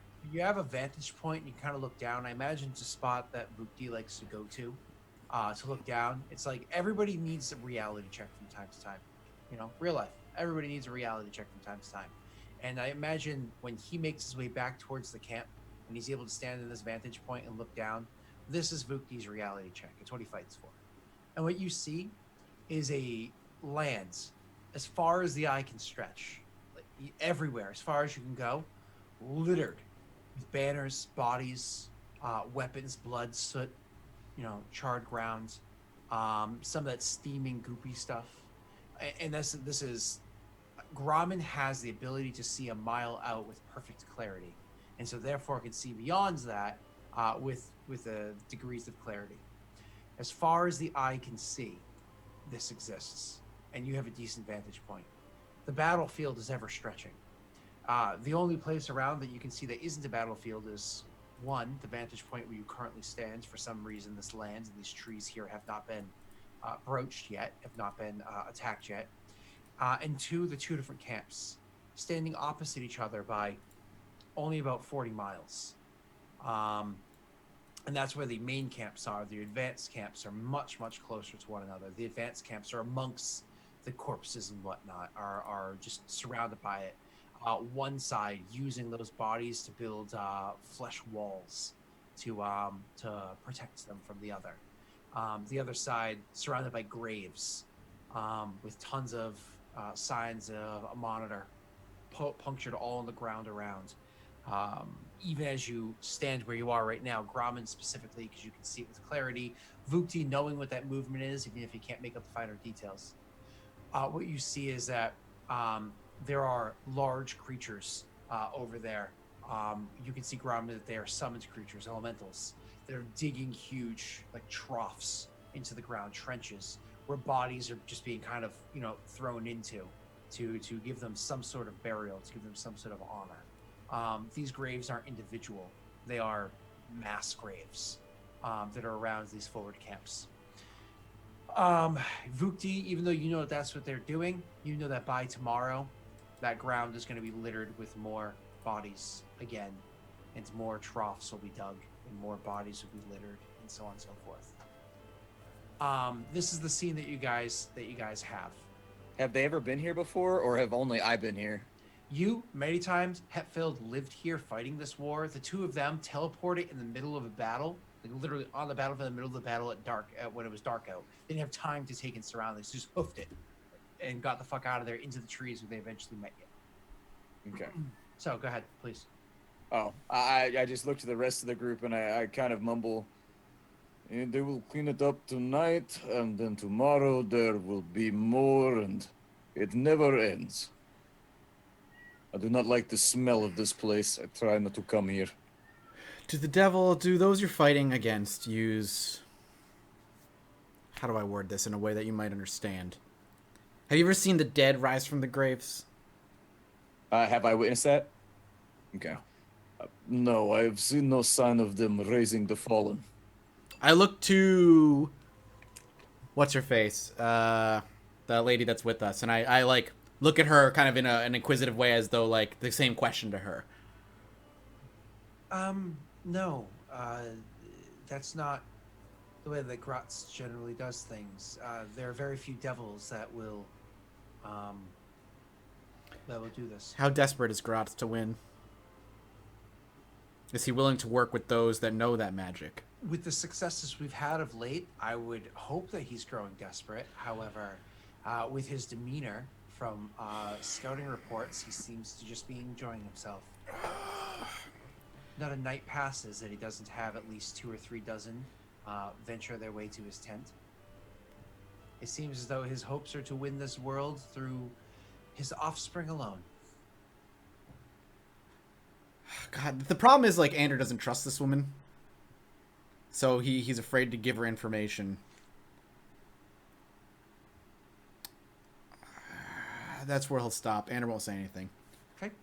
And so you guys can start again with your hoofing it, making your way down to where it is that you're going. As you're making your way over towards the camp that you want to go to, the ground is littered in bodies, but bodies aren't the only thing that's there. There are scavengers, beasts, creatures that are either natural to this world or brought here one way or another, hellhounds and whatnot that can be found nearby that you can easily encounter. But you obviously want to avoid them. Your job here isn't to kill scavengers, isn't to kill stragglers. It's to get to the camp. Roll for me your survival checks to get there. And you're just following the lead, Ander. Okay, cool. So Vukti starts to lead the way because he knows it. He knows the trek that he's had to make before, and he knows what works for him. Vukti happens to be very large and has extremely long arms. It's actually a feature of bugbears that their arms are so long they have additional reach that other people's don't, right? And so he goes to take a trek that would be very difficult. The first time they come across this trek, he starts just going across it, and then the others that he's with, kind of like, "Sup, brah? Like, what are you doing? Like, we can't do this." And so Vukti's kind of like, "Oh shit, find another way around." And so Vukti's able to easily make his way most of the way without necessarily leading them, but being nearby to be able to assist them if need be, tossing them an extra pair of eyes with advice or whatnot. Grauman's like, "I got this." Grauman's used to traveling with teensy tiny people. I'm sure he misses him, but it's going to be the easiest way to do it. Grauman's backpack has never changed in all these years. It's upgraded, but never changed. And there is still somebody that can fit in them. Don't. I imagine that Grauman offers it every single time, and Ander every single time is like Yeah, no, he always says no. resistant. Yeah. Of course. Until you come across a chasm that Grauman knows that he can jump, and there's no way that Ander can. And even if Grauman were to hurl Ander across, there's a chance that Ander will make it, but it'll hurt. How much pride does Ander have? He's sober. I know, so a lot of pride if he's sober. How confident is Grumman that he could throw me and make it? Pretty confident you could throw him and he'll make it, but it'll hurt. Okay. Grauman's like, that very weird request, Ander. I mean, I can throw, but I know help you land, you know. But you can throw me. Or you just get in bag and we go, and you have no problem. You see Vukti in the background with Grauman. I say, "Why you not just make him fly?" And I'm physically doing the flapping motion with my huge arms. Yeah, Ander sees that and he claps. He's like, "Yeah, can I borrow your swords?" No. Hatfield shakes No, his you head. get in bag and I fly, and we go together, and we both make it across. Hatfield shaking his head. He's like, "No," and he gestures off to the side, and actually gestures off to the side. And he motions for everybody to get down a little bit, and you see that there is some sort of flying devil over in the area. That if you guys were to take to the skies with flapping wings, they would definitely notice you. The GM really wants you to be inside that backpack right now. Yeah. Really badly. You don't have to. You can totally. Okay. Never mind. We know fly. Maybe I just throw you. But if you want, you go in bag and then we make it across. I'm excited to be thrown. Maggie, you don't even have to make a strength check. You are insanely strong. Sometimes when I was young, I think I remember we played game where we throw gnome. First, as you're, I'm seeing you're saying that as you're like picking me up, and it is like, first of all, rude. Does anybody remember that picture? Why rude if that You how we shouldn't do things? because you shouldn't be throwing other living creatures like that. But you asked me throw you. But not as a game. Maybe they ask for game. I don't remember. As Midori in chat says, gnome toss. All right, hurdle me. So yep, you give a good toss. You don't even need to make a strength check, Mike. You need to make a acrobatics check for me, please. Sure. Acrobatics. 20. All right, so you get hurtled across the way, and maybe because you're sober for the first time in forever, but as you get hurled, you can actually see it coming before it gets there. You actually see the rock that you're about to hit before it gets there, and you're like, "Oh shit!" And you're actually not nimble. You're actually fairly dexterous and whatnot. So, and you've been in your own tussles before. So as he hurls you, you see the rocks going. And so it's like, as he throws you, you literally like reach out and grab onto Grauman's sleeve just enough to slow down the throw. So instead of smashing into the rock that you're going to smash into, you actually fall just shy of where it was that you needed to land. And you kind of like hit the ground and roll backwards a bit and almost fall off the cliff. But again, are able to grab onto a few roots and everything that are there and stop yourself from even dangling. Grauman turns to Vukti and is like, "You want me to throw you too?" As you turn to Vukti is doubled over in laughter. Little one, you hit the ground and you roll. Just like he's not even responsive right now. He has bugbear tears rolling down his face. Nice. Hetfield is going to take some steps and do like a running jump and with the sword out, he's gonna into the ground, and as it's like sticking in, he's gonna like clamber and try to pull himself up. Anders, welcome to assist him if he likes. I will. What is it gonna be? A strength check? You just grab him. Oh, then yeah, I'll help him up. It's a minor help. It's one of those like helping him find footing, and he makes his way up. And once again, for Vukti and Grauman, it's easy for them to cross the gap here, and so they do so. And you guys are able to continue to trek. Once again, Grauman picking out all the best spots for you guys to be completely unnoticed. You get your way all the way back to the camp. Vukti, you're actually impressed with Grauman's precision traversing this battlefield here. Vukti chuckles all the way over there. Apparently, in bugbear culture, this is really, really funny. Small humanoids being thrown. There you go. I can only imagine what that means for poor human like babies that get captured by monsters in this world. Oh god. Like toddlers. It is bowling. You do not like bowling. We take the baby and we throw the baby for the bowling.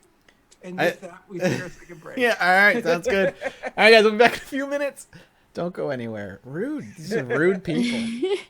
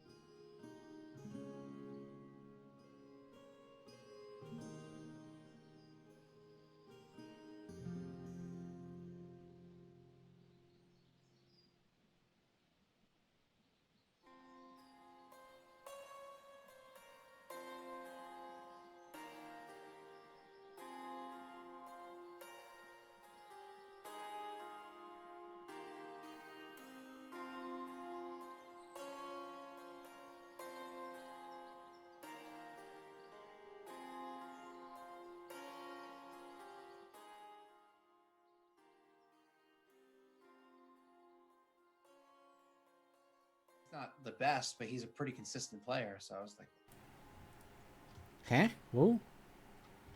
just nothing. Hello. Welcome back, everybody. We have returned to hour 3 of Edge of Morality, week 39. We got tossed. I'm good. I'm alive. I didn't take any damage. And now we're somewhere else. Okay, so you guys are all the way to the camp. So as you guys go walk into the camp, once you get there, loads of people come rushing to you because they're happy to see her, that she's safe and okay. The reports are bad. People are coming to check and make sure that she's fine, and a way is cleared for you guys to make your way all the way up to the tents where they are now. I'm sure you're curious who these peoples are that you see around you. There aren't humans, are there? No. However, what this force seems to be comprised mainly of are a good portion of fey creatures, centaurs, make up a huge bulk of the mounted, like would be like the cavalry of this force. They're very much at the forward camp. There's even like sprites and pixies and whatnot coming from fey creatures. There's actually elves here. Probably like 2 or 3% of the population of the warriors here are elves, which are in fact advanced enough to be a part of this battle. And all manner of other creatures. There's a good number of orcs and whatnot that fight on this side of the battle. But most of them are creatures that come from another realm, are otherworldly, goodly creatures that are here. Whether they be a current day brand of ASMR, divine blood and other creatures mixed with other creatures, or they be lower ranking angels that have actually come to this world to fight this fight. You are surrounded by a whole bunch of different things. It's now that you're able to actually see, like, based off the armor and everything that you would come across, the person that swung a sword at Grommen before, the person that Ander had like put to sleep, was actually of this army. You don't know who the specific person was, but they were from this army, based off of what you're seeing now. And so you actually technically fought against Asari when you first arrived here because they just assumed you were bad guys. But either way, everybody here seems to be emboldened. You could see that the morale seriously increases with her arrival. You make your way straight back to the camp. Up at the top of the hill, there are 3 different tents that are up there. The largest of them all being the one where people are able to have like their war council and their big meetings and whatnot. It's the one where Triel is. So on your way there is there is a somebody that comes up to you that meets with you guys. You've never seen him before. You know what I mean? He looks mostly human. I mean, if he's not human, you don't know what he is, but he pretty much looks human. He must have some sort of divine blood, some sort of otherworldly blood mixed into him. But he's standing there before you, walks up. The clothing that he's wearing is very regal. He wears very prominently a symbol that matches the banner overhead, which is a trumpet crossed with a sword. That you see on all the banners around. It has the backdrop of an angelic wing, the angelic wing set in gold. And he makes his way over. Everybody around him obviously gives like some sort of salute or steps out of the way, et cetera, et cetera. And when he gets up there, blinking once or twice, Ander realizes, unlike everybody else, you know who the fuck that is. You've seen him before. In a dream, when he said to you, "Welcome to Triel." Oh shit! It's what's this? The guy that did not die in the horrible prophecy. Mm-hmm. He was like but he was just like a farmer, wasn't he? Yeah, he had like a straw hat on, and he was known as the Grain Lord. So, anyways, he walks up to you guys, and like I imagine Ander has like a look on his face, like and so he kind of like regards Ander's like look. He was known as the Grain Lord. Fuck, that's. And so he walks up to you guys, and he stops before you to like regard everybody that's there. He looks curiously over at Vukti, but then kind of like his eyes go down to Vukti's sleeve, which is slightly rolled up, and you can see the teardrop tattoo that's there to identify him as being a tier of Triel. And how come the bad guys never check for tattoos? Maybe they're not familiar with the symbol. It's like in Harry Potter, man. All the bad guys have the Death Eater thing right there. All you gotta do is look at them, and nobody ever does. Let me see your arm. All right, you're fine. I'm in like straight conspiracy mode right now, and it's never good when I go down this route in D&D. Okay, so and then he looks at her, and he walks forward, and he just gives her a hug, and it's this long, warm embrace. Not like you can tell that it's not the embrace of lovers. It's the embrace of just sheer concern. Like, I thought you were in a car accident and died. Like, the cops called and I was scared. And here you are standing in front of me. I'm so happy. Like a long, hard embrace. And he kind of like holds her back and, with his hands on her shoulders. And he speaks to her in Celestial. Do any of you speak Celestial? I believe Vuki does. Okay. So he speaks to her in Celestial, and he says to her, like, I was so worried about you. We were so worried. I wanted to get a band together to set them out to free you. But Triel said no. He said that it would be foolish for us to do that because we would be risking not only the lives of those going out to rescue you when they need to be here to fight the battle, but he would also be risking your life, assuming that they would kill you rather than give you back up to us. How is it that you escaped again? And she looks at him and she's like, last time I was lucky. This time I was fortunate. And she turns and gestures to the other peoples here. They fought brave and they fought hard. They used magics and just prowess. They broke me free. And she kind of like nods to them. Her eyes linger, looking at Grauman for like an extra few moments, but but she just kind of nods, and so he turns to regard you guys and speaking in the common tongue. He said this common tongue, which again is broken from Grauman and Ander. You have done a service that you couldn't even imagine. What you've done for Triel and his company. She is of the utmost importance. You've returned her to us. Hetfeld, he says, looking to him, knowing him, because he's the only human, he kind of stands out. Hetfeld, you will be rewarded for this. Ranked up. You will be delivered fresh armor and supplies. Thank you for what you've done. Please go and report to your commander and await new orders. You are a brave man and will be rewarded as such. He turns to Vukti and he says, your name I do not know, for your division is not mine to control. I am Vukti. Vukti, are you happy with your place in this war? On the other side of the battle, sometimes raising your sword against your own, just to get the information that helps us to win. What I do is necessary, and I have settled it in my soul. And the sacrifices that you make are known and appreciated, but is this something that you wish to continue doing?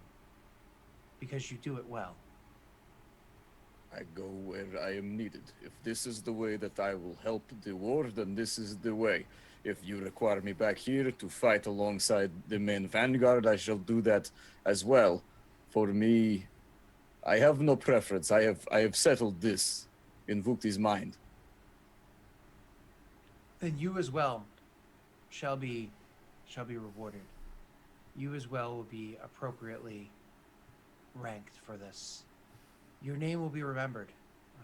Whether or not you survive this war, your name will go down in the histories. It's one of the greatest. As one of the greatest contributors. Ander looks at the camera, but he won't be remembered. Exactly. Then he turns to the other two and says, your names I don't know, but you were roped into this for one reason or another. Was it a calling of the god? I am Grumman. Grumman interrupts him. Vukti says, he can fly. Like this. Only small amount, but yes, I fly. I have friends who fly more though. Then it sounds like you, and looking over to Ander, your friends are also blessed by the blood of the gods, and I'm glad that you were able to find your way to our camp and to deliver her to us. How is it that you had found out that she was captured in the first place? Right place, right time. Vukti was the one, so Vukti can take credit for that. I brought them in as necessary reinforcements for what Hetfield and I were attempting to do. We came across her in a village. There was far too many for us to fight alone, and they offered their aid. What?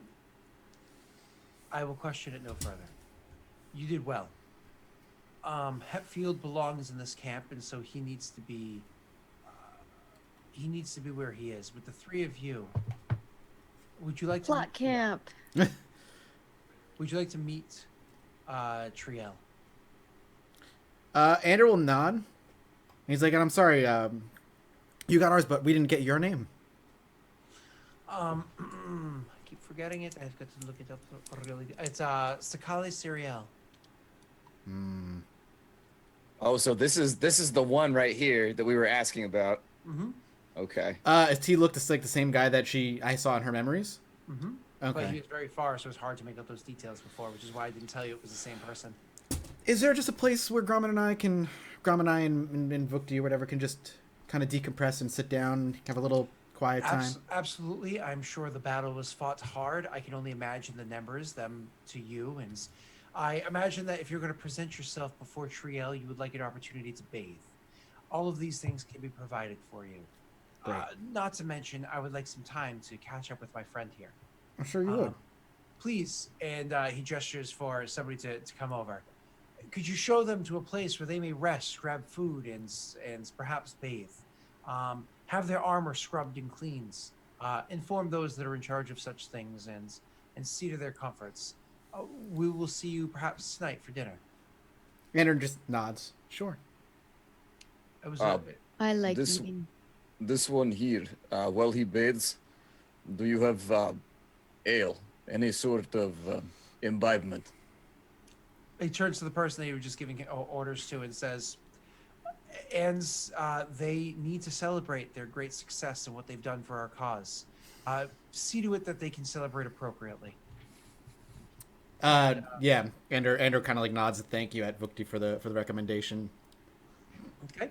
And so he gives like one last smile to you, and then turns and looks at her like, "Oh God, we were so worried." Like gives that you can see like just his professionalism or whatever peels away to just concern of a friend, and the two of them turn and start walking off, speaking in Celestial. And what Vukti can hear as they're walking away, he's just kind of like, "So go over what happened," and she's starting to explain it to him. As she knows, she's gonna probably have to explain it 8, 9, 11 times as a bunch of different people ask. So He's the one who gave, or yeah, he's the one who gave her the information. While I watch them walk away, as soon as they're out of earshot, I say to Gromond and Anders, we should be careful at the meeting with Triel tonight. Take stock of what he says. Andrew actually like looks very serious. I agree, and I think we need to have a conversation as soon as we get to our room, if you don't mind. I nod curtly. please come with me this way. Yeah, follow him. And you guys are actually following a satyr as he's walking along, and he's like, "So it's I understand that I'm supposed to make sure that you get the appropriate pleasures for the day. So I've got many different types of ale and whatnot that you can enjoy. Strongest that you've got, and that's all I need. Oh, well, we do have a few barrels of Bring up liquor that we a barrel. pilfered from the well, let's just say opposing camp. Tell me, how good are you at resisting the flames of hell?" We're gonna find out soon enough. He's like, brother, I'm living him. Bring it on. There is a rumor that if you imbibe too much of this in one sitting, it could burn away the very soul from the inside of the person who drinks it. Don't make me any promises. What happened if they have no soul to begin with? I don't think there are such creatures without souls. Oh, there are. Well, that'd be interesting to encounter one. Please, come with me this way. God. And as he's walking along, and you guys are making your way through like where a training ground is, and you are literally, it's kind of like you turn a corner past the tents. You guys are hearing lots of noises everywhere because the battle's constantly going, and there's a loud clanging noise going on. But you literally walk around a large tent, and just off down to the side, down a huge hill, and off to the side again, Gromit can see with good clarity, but everybody else can see it from a good distance. 10,000 soldiers training right now, like as we speak. Maybe 15,000 soldiers down there are just training, and that's not even like the bulk of the force. Like this army is just larger than you guys can comprehend. And so that's going on. He brings you guys over to a tent where inside this tent, even though the outside is dirty, but you guys step into the tent, it's quiet. The noises from the outside can almost be forgotten with because of how muffled they are. And there's a slight trickling sound of dripping water as you guys enter into what seems to be a quiet and soothing, very warm and steamy, but in a comfortable way, bathhouse on the inside of this tent. You guys step When the into group it. turns, Vukti is already naked, and he's just like, "Phew," and he just starts walking towards the tub. So we have this tent to ourselves. Gromit, if Bukti drops trow, Gromit does as well. Oh God, Andrew doesn't. You You're gonna bathe in your clothes? I'm not gonna bathe. You'll see. You're just gonna be the smelly gnome? You don't want to be the smelly guy. You're a gnome and now you're smelly? Stereotypes, bro. So when you guys go in there are two others currently using the bathhouse, but he informs you saying no others will join you in here. And he leaves and kind of like closes the tent door, which you imagine is probably a signal for nobody else to join. There are two others in there, but almost immediately after you arrive, one of them kind of gets the point from what he had said, and he gets up and grabs his towel and makes his way out. The other one who's in there is still relaxing, and it's a very strange looking creature that you see inside there. He's got the head of like a mastiff, of like a dog, and his entire body is like deep red color, right? He's standing at probably like a 5'4", 5'5" in height. Very, very broad shoulders, very thick, muscular arms. And he's sitting there, and he's got a few piercings up his jawline with like rings going up his jawline.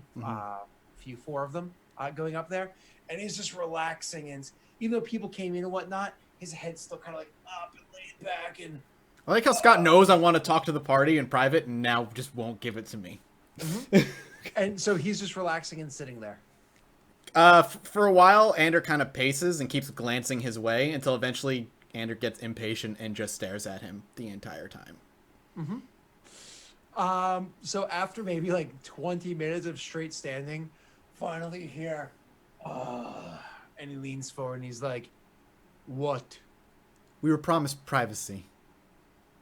When I was done, you were promised privacy. That was not what I was told. And he like looks back at like a wound on his behind his shoulder, and you can see like there's a large wound there, and it's like healing. Like you can watch it like slowly closing, and it has been over 20 minutes. You didn't notice it before, but that's probably what's been happening. And he looks back there, he's like, Ander immediately goes to the giant pig bladder. He's like, and he like shuffles it over. He's like, "Drink this." He like looks at the pig bladder, and then looks over to the other ones. I look him dead in the eye, like I'm just watching. Like I want him to be well aware of the fact that Ander is with me, and I'm a lot bigger than he is. So he's like looking at you guys and looks at the pig bladder, and he's like, "Drink, okay, drink then." And he grabs the thing and he pops it open. He smells it, and then he kind of like realizes what it is, and he's like, takes like a huge like, and but because it's got like this snout and like a dog-like face, the way he drinks is kind of like. Nobody wants that liquor anymore. He can have it. His tongue is like lapping it out, and He's like that kid on the playground that puts his mouth all the way around the little fucking the mouth thing for the water fountain. No. So anyways, you he laps it out, and it seals his wound up significantly more in doing that, and he's like rolls his eyes and hands the thing back to you with the other three drinks still left in it, and he stands up and then makes his way over and grabs a towel and throws it around himself. As before he leaves, he goes over to the side of the door and he grabs this like huge greatsword from behind the door. And when I say huge, I mean we're talking Buster Sword's side greatsword from behind the door, and he hurls it over his shoulder. And he like stops and does like one of those half look back where you're definitely out of the periphery of his vision, but he's doing like that. You can see the side of my face, and then turns and just walks back out the door with shaking his head behind him. I like his sword. More than just his head, it's kind of like a little bit of Yeah. But, Of course. and he walks out. So what you see Ander do is he like follows him like until he leaves, and then Ander kind of sticks his head out, looks both ways, and then he pops his head back and he like shuts the tent. If there's a string there, he'll tie it shut if that's possible. And when you turn, you don't see the Ander that's like normally composed or hungover. You see like a wild-eyed, like panicked, like crazy look in Ander's eyes. And yeah, yeah, more or less. And then you just see him run over to his backpack and he dumps everything out. And he grabs like a couple of books that he's always had on him, and then he grabs a spell book. He starts opening pages and like spreading books around, and he just immediately just shouts, "Paradoxes! Paradoxes! Do you know anything about paradoxes, Grommen?" Knowing that Grommen's probably not going to know anything about paradoxes. Does Grommen know anything about paradoxes? Should I roll for this? No. Okay. Sure, Maggie. Sure, roll. Sure, roll. Intelligence? Yeah. Intelligence Here comes roll? the Or crit. what roll? Intelligence, flat intelligence. Okay. All right, here we go. Boys. Aw, nah. Something's not bad, though. All right, so you want to know what you know? I'll tell you. Paradox. Paradox. Paradox. There you go. That's what you know. But Grommen's like, I hear with this word before. Paradox. so People you know, say it, but I don't know what it means. he's like Anders like running through his notes and starting to And like he looks at Vukti like, do you know? Vuki shrugs. Then we both look back at you. While you're Duff. being a madman. Yeah, more or less. He's Oh, I'm like no, scrolling paper through in your notes. water, probably not good idea. He Ander continues to like go through his notes. He's like, the idea that if something was to happen, fate. Do you have any idea of what fate? You probably know what fate is. That history is written. That history has a beginning, a middle, and end. That is all foretold and is to go a particular way. And that if you change history, then you change the future. But if you change history and change the future, that is what is known as a paradox. Two separate timelines starts fracturing off, and then you have infinite numbers of timelines. Now, our timeline exists in a place where the demons lost and the angels won, right? That the demons are the ones that end up losing this war that we're in. Just to let you know, Vukti, you guys win, I guess, potentially. But what if we were part of that war? What if history dictates that Ander and Grommen at some point were in this history and we helped them win this war, and that if we fail or if we weren't here, the demons would have won? Now, why am I bringing that up? That's an excellent question, Grommen. Well, I have visions. You know I have visions. I see things. It tends to happen when I don't drink or when I dream. That man that calls himself Serial, what was his name? His name is Zakala Serial. Yeah, Zakali Zakali Serial. I saw him. Do you remember when you and Ryan, you bastards, made me drink that drink to see things? And I told you I saw a village and everybody died, but except for one person. He called himself the Grain Lord. Yeah, you crazy. Him. That's him. That's a Sakurai Serial. Whatever his name is. Him. He's the one I saw in the vision.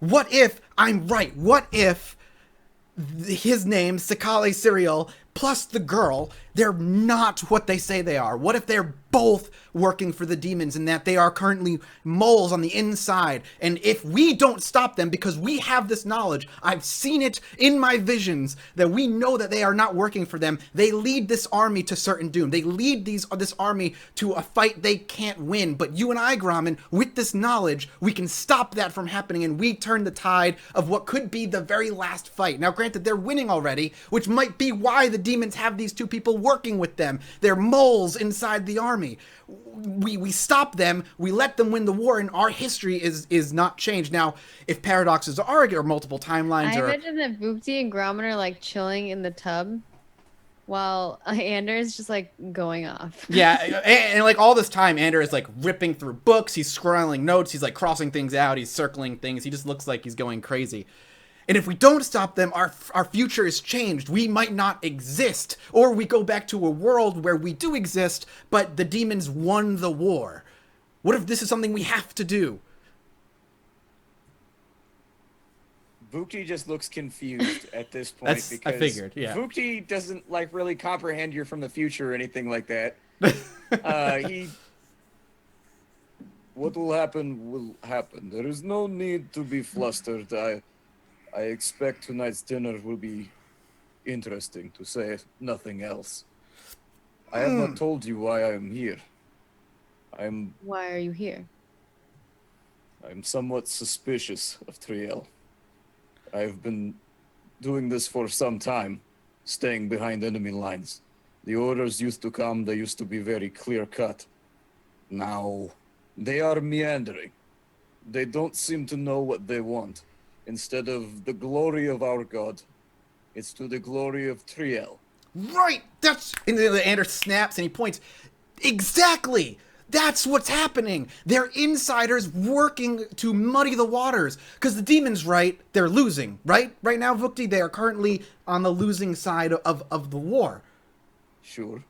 What if Triel is not who they, like you suspect, is not who he says he is, and the Grain Lord and this lady are not who they appear to be? Now, the first night we rested, I detected a little magic, did a little ritual, and there was an aura of transmutation on the woman. And what that means is that she might not be physically who she is. When I asked her what is her bloodline, she kicked me out of her mind. You realize this?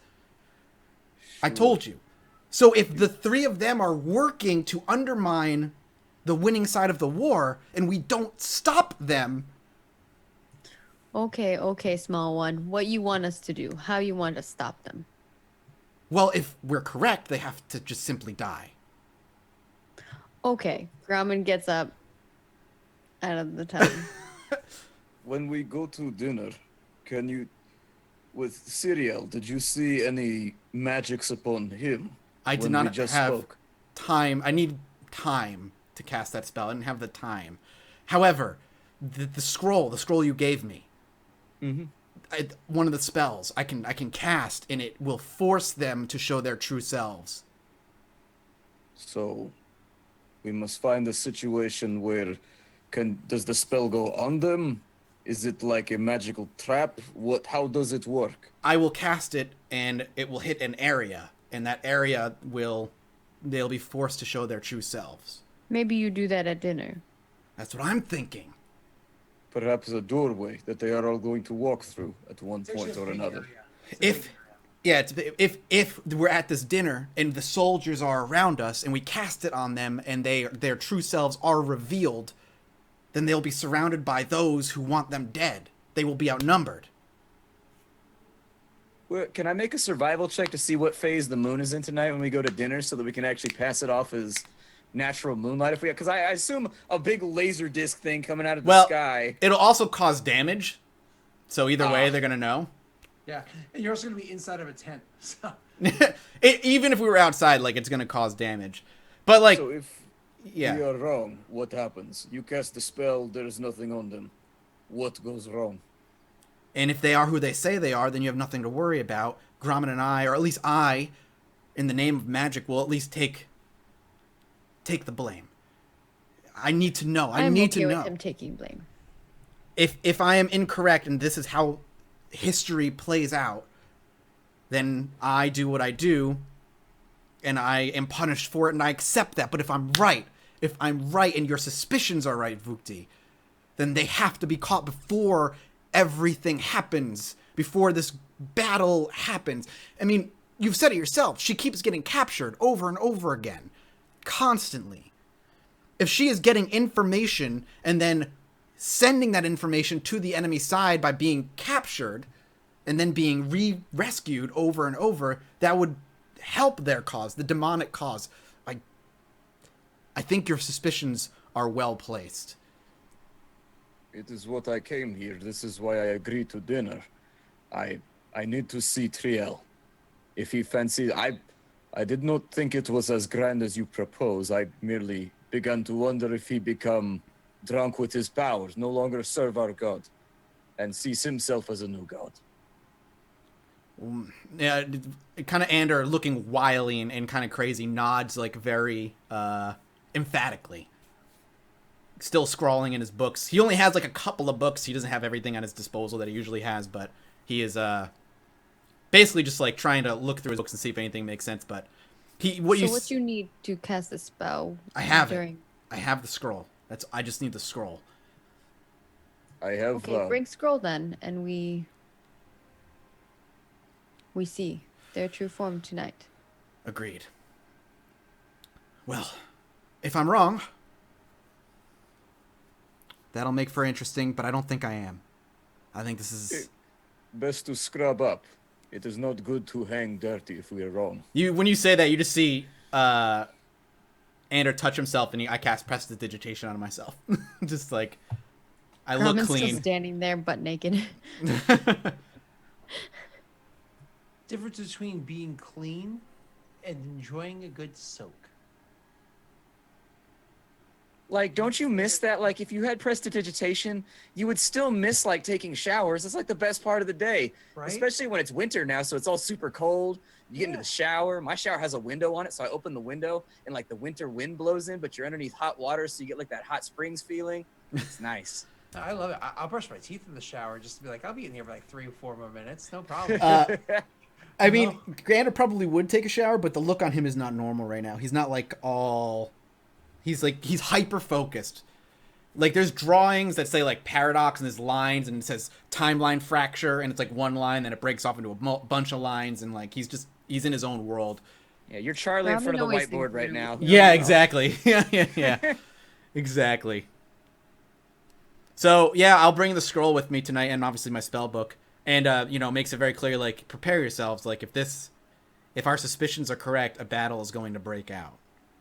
I am always ready for battle. You know this. I just really like the imagery of a bugbear getting out of the bath, because like bugbears are like Wookiees, and so it's like wet dog. It's like long-haired large dog, wet soakedness coming down, or like watching a bear get out of the water. It's like whereas Gromit gets out, it's just like, oh, it's a dude that's got water on him.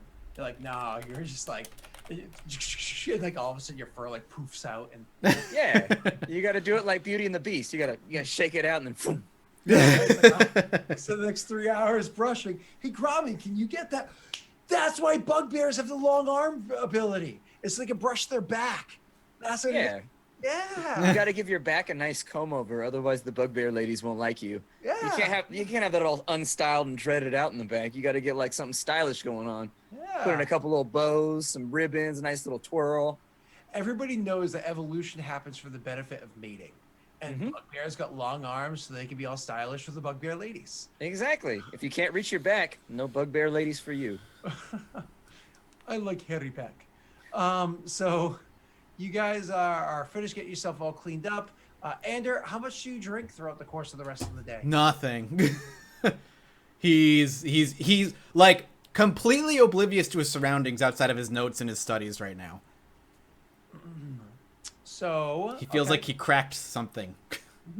Vukti looks for the one that was supposed to give him new gear and also maybe a promotion. Nobody comes in or anything to handle that for Vukti. Drat. So you guys finish getting yourselves cleaned up. All of your armor, everything is cleaned and made beautiful, and everything is shiny, shiny, shiny and whatnot when it comes back to you. Everything's looking great.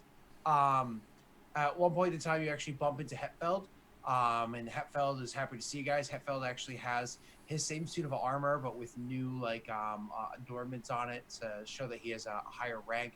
His magical sword is still with him, but like his other sword that he has is clearly a better sword than it was before. His shield is like brand new. Everything about him is like looking good. He has a bannerman that walks with him now. It's like a retainer that stays with him to handle like menial tasks, almost like a squire.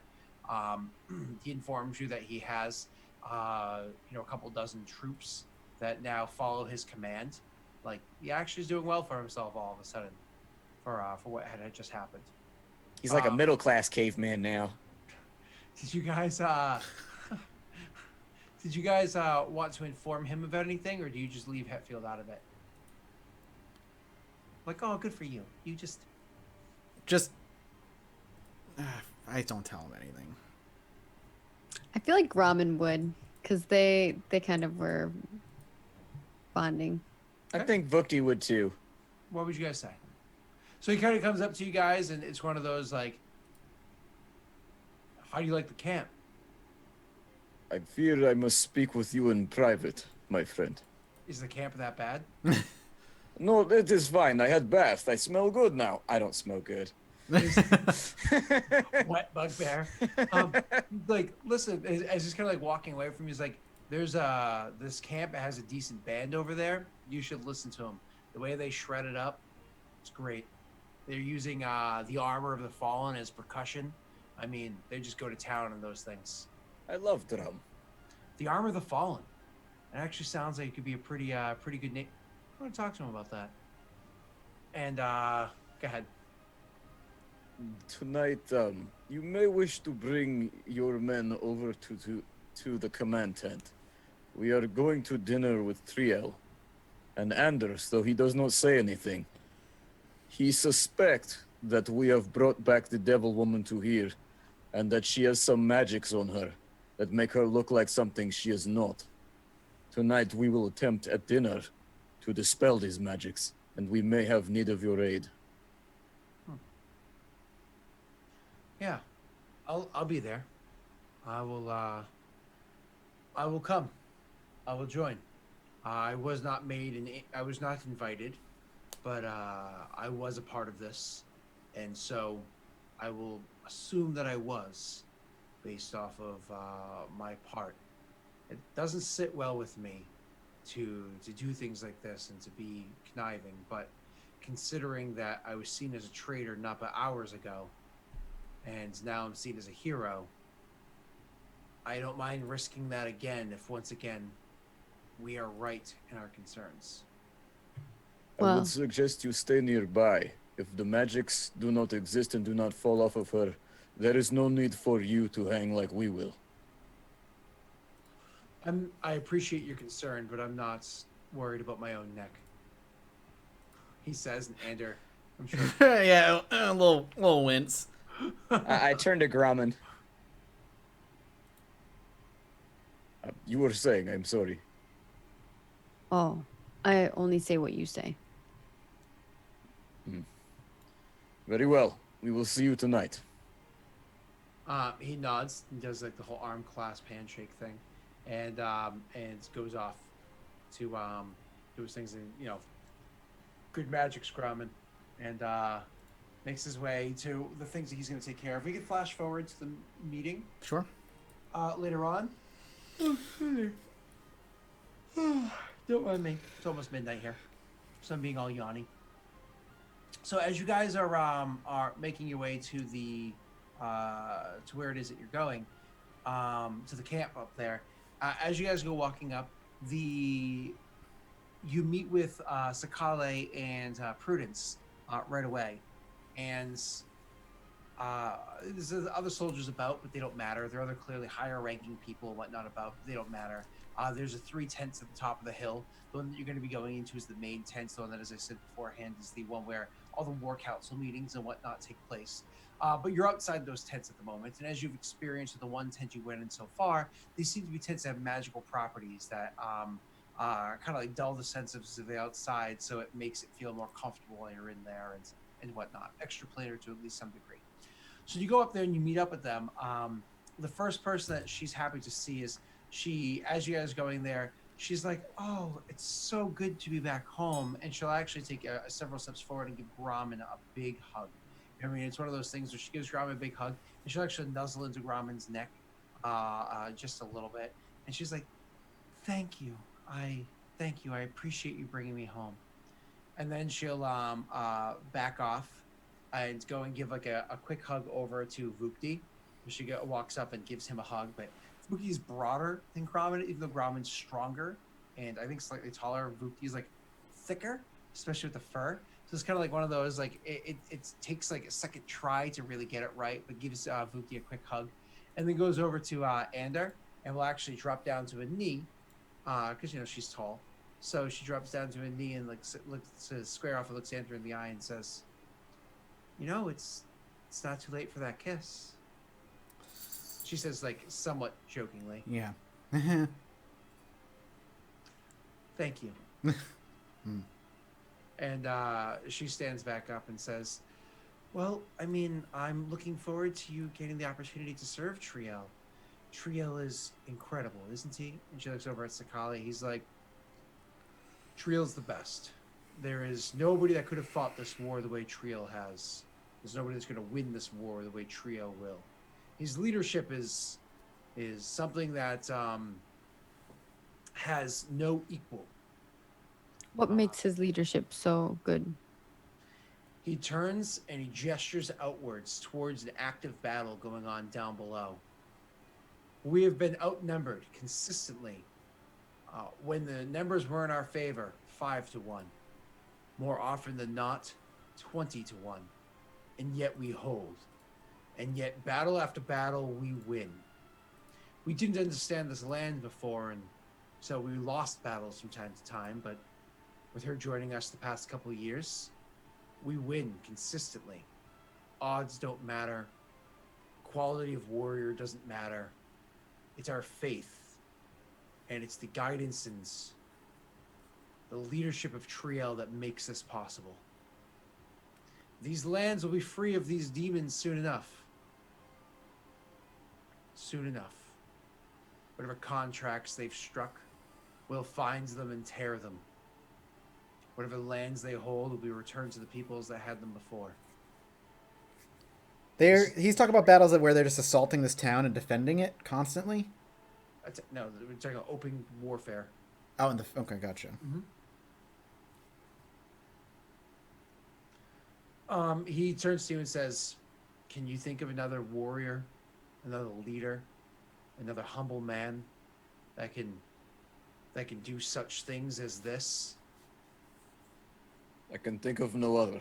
And I put up a military salute. Yep, absolutely. And even though he's literally second in command, he does the same thing where he puts up the salute as well, but over towards the main tent that you guys are gonna walk into, and she falls in line as well. Does Gromit do? I know Andrew doesn't. Does Gromit do so too? I'm not sure. Okay. So we'll say Gromit kind of like watches curiously, but does not salute as well. So he looks back and says, "Oh, very well then. May the pale light of Triel be cast upon you. Let's go inside and have you meet our lord." Who knows? He says, giving like a forearm jab to Gromman's shoulder. Maybe we can convert you.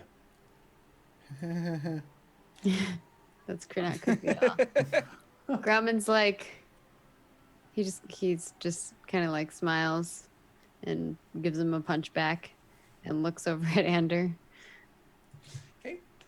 When you guys walk into the tent, the inside of this tent is different. It's just like with the bathhouse. It's different in a different way.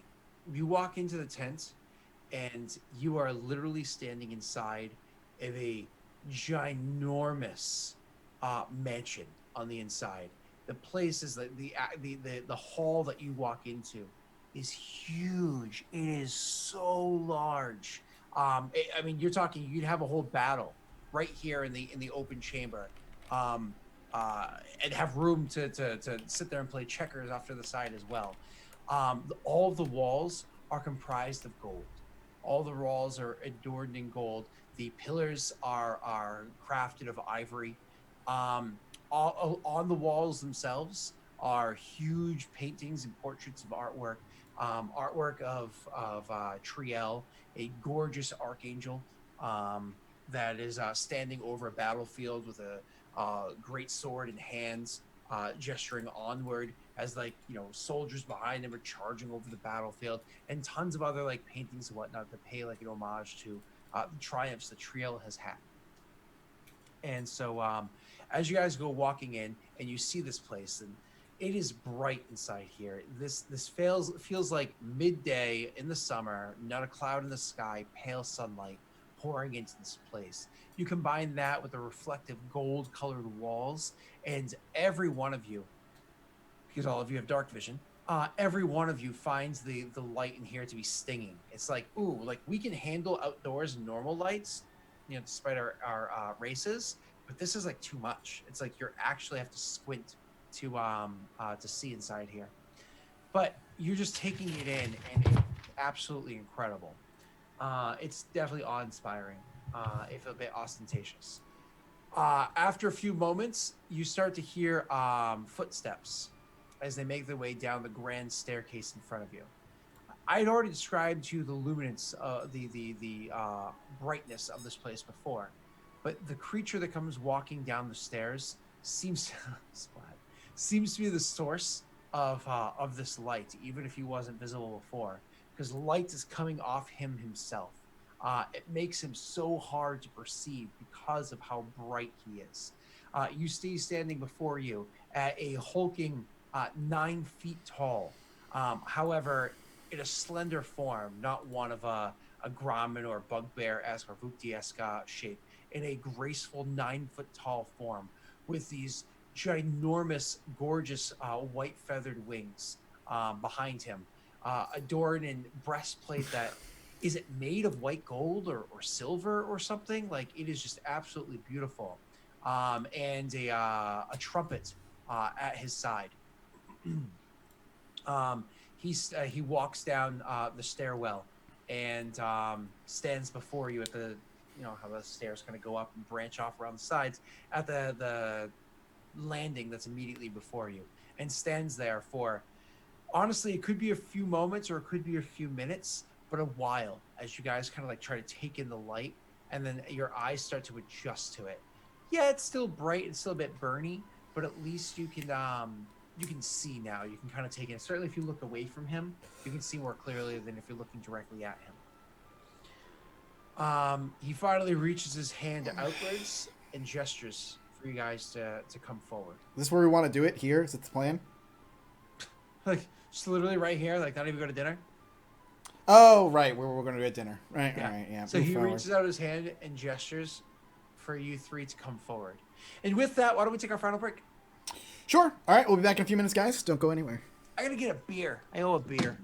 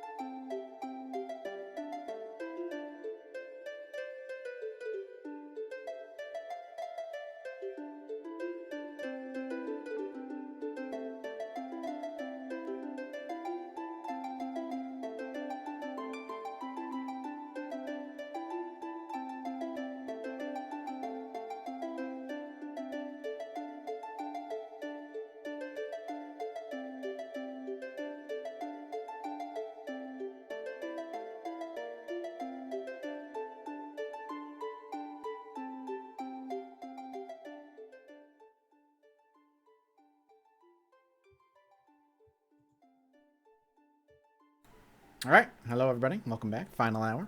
Lost initiative. Edge morality. Let's continue. I totally messed something up. 6 feet tall, not 9 feet tall. But let's keep going. Gestures for you guys to walk I'm forward. still taller. It's literally what Splat just said, because I said that right before. It's funny.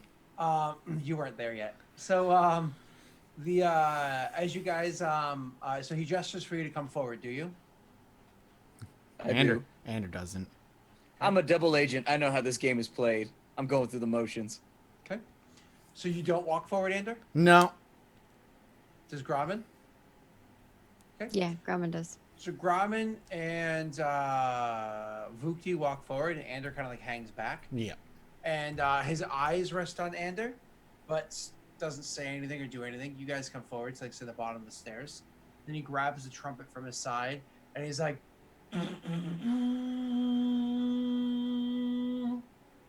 I call for you, Triel, the Lord of Light, the bringer of justice and peace. I call for you, Triel, who will save all of the innocent and bring them into the warmth of his glow. I call to you, Triel. And does like a low bow. And then what you can see walking down the stairs is this one's 9 feet tall. Sorry about that. A 9 foot tall man comes walking down the stairs. Once again, ginormous angelic wings. Unlike the creature that you saw beforehand, this person genuinely seems to be just a stunning, gorgeous human man. He looks he even looks more human than what's his face? Than Hetfeld did. Because Hetfeld still is, is almost there, but not quite there yet. This looks like a human, the image of humans that you've always known. He looks. What if he's a time traveler too? We didn't even consider that. Don't give me Andrew's like, wait a minute. 9 foot tall. 9 foot tall. And he walks down the stairs with his wings folded in to his side. He is not wearing any armor. He has bits of gold on himself, like he has bracers made of gold. He has pauldrons of gold. He wears no shirt whatsoever, so you can see just every aspect of his perfection, his 8-pack. That's how you do it. If you work on a 6-pack and you end up with one, you got to show it at every opportunity. It's a pain in the ass to get. The way he's being described reminds me, for some reason, the image in my head is like a late geared WoW player missing his one chess piece for his set. So he's like wings and gold pauldrons and gold everything, but the chess piece hasn't dropped in the raid yet, so He forgot to take the chess piece out of his bank, and then Outfitter just fucked up and put all the other stuff on, so he's just sitting there with like his chest hanging out. When he walks down the stairs, with ease and grace. So as he comes down the first one, coming into your view, and then stop at the same landing in front of this trumpet archon that was in front of you, he walks down the stairs with ease and grace, hand on the railing, because why not?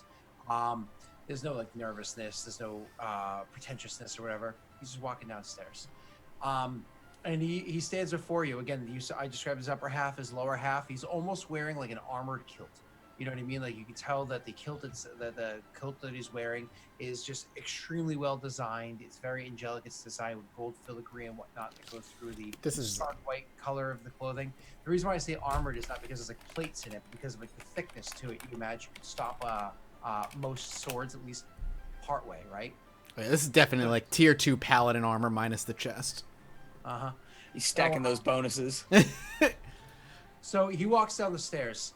In seeing this creature, you're probably all going to fail your roll, but feel free to roll me a religion check. How dare you? How dare you assume? Crit. Somebody always crits. That's been this entire campaign. It wasn't Maggie. Someone always crits. It's pretty good. Nope, none of us. Okay, so you guys look at this creature standing here before you. And he stands at the top of the stairs. And he looks down at Vukti and Grommen, who were there before him.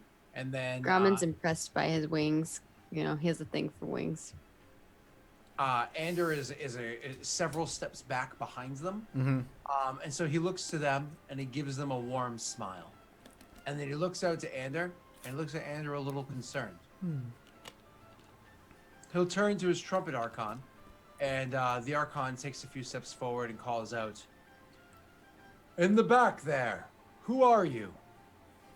You can call me nervous.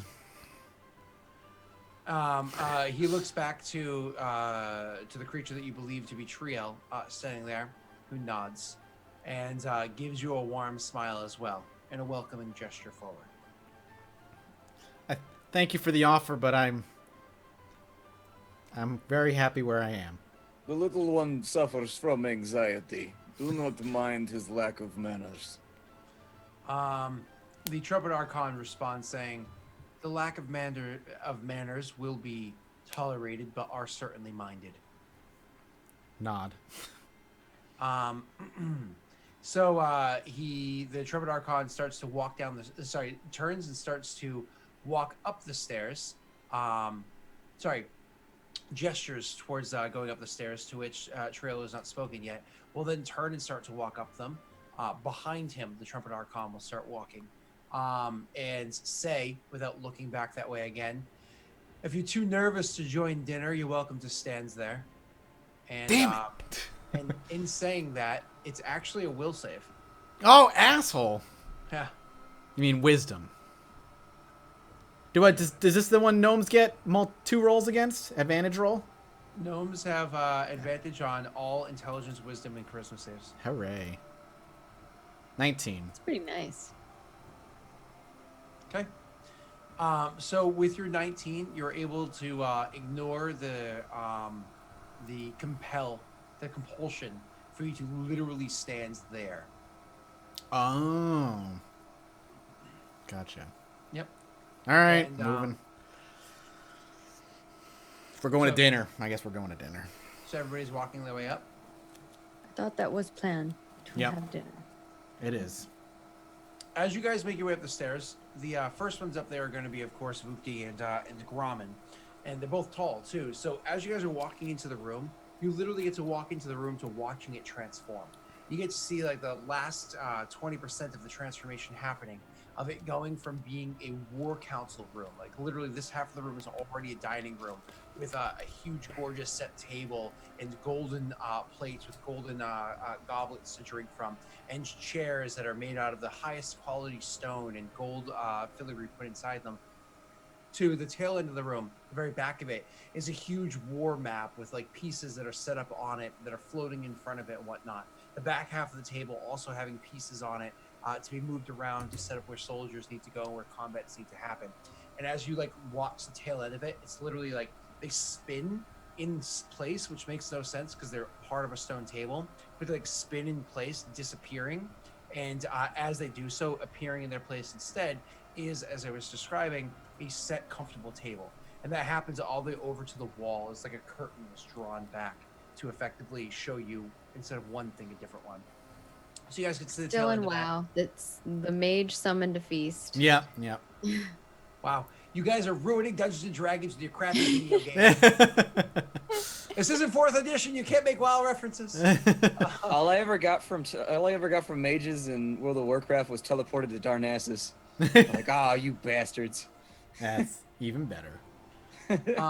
So anyways, you make your way up there. Andrew doesn't get to see the transformation happen, but you go up there and you can see that inside this room are a whole bunch of tables, a whole bunch of settings that are there.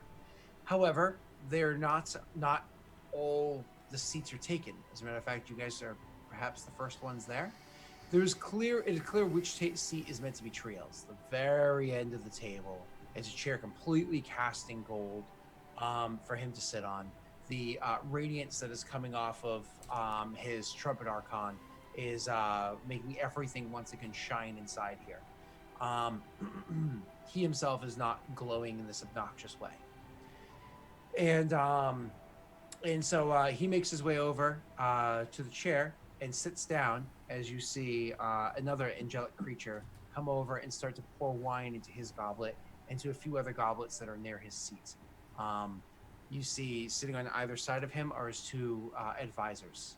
It's pretty obvious almost immediately which seats are meant to be yours. And where the Grumman. center of moonlight is going to be cast. Grumman looks at Vukti and he's like, so they always look like this with wings and things? How'd they get them? You'll forgive Vukti has never been this far inside the confidence of the army. I spend more time out in the wilderness.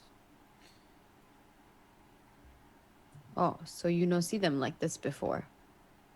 I shake my head. Grumman nods and goes to sit down where he assumes his seat is. As Trio sits, his wings comfortably like shift around behind him so he can still sit there.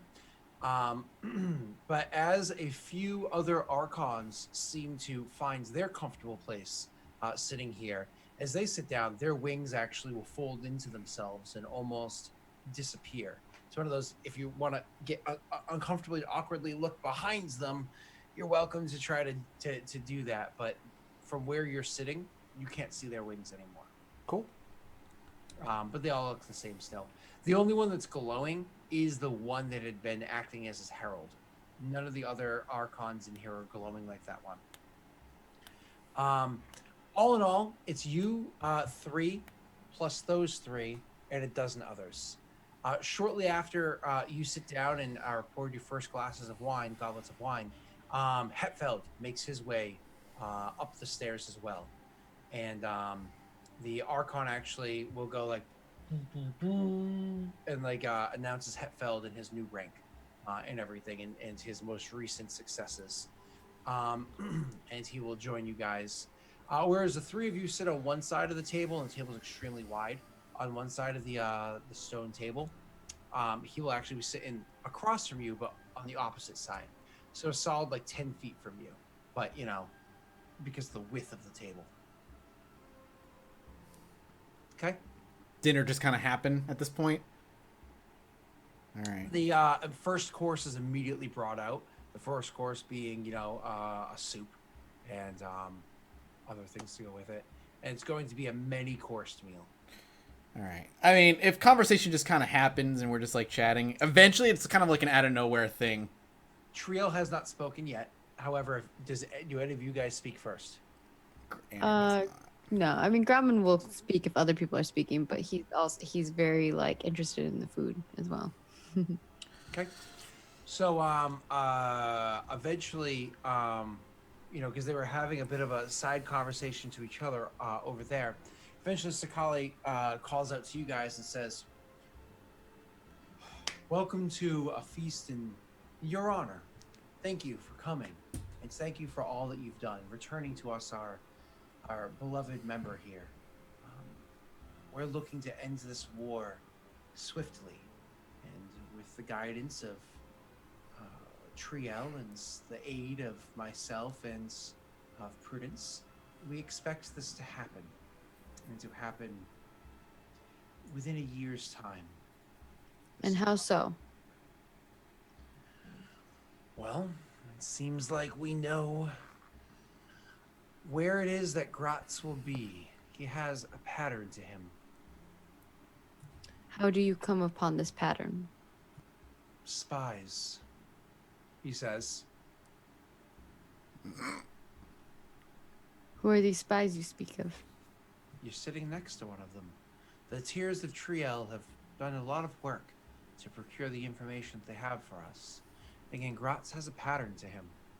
He has a means of wanting to do things. He's a promiscuous one. And in his promiscuity, he continues to push forward his own brand of devils. However, this is a weakness of his. It's an opportunity of ours. We will use it to banish him. I put my hand on the table. We'll use it to end him for now and forever. Why did change? I thought that our ultimate goal was to send him back to where he came.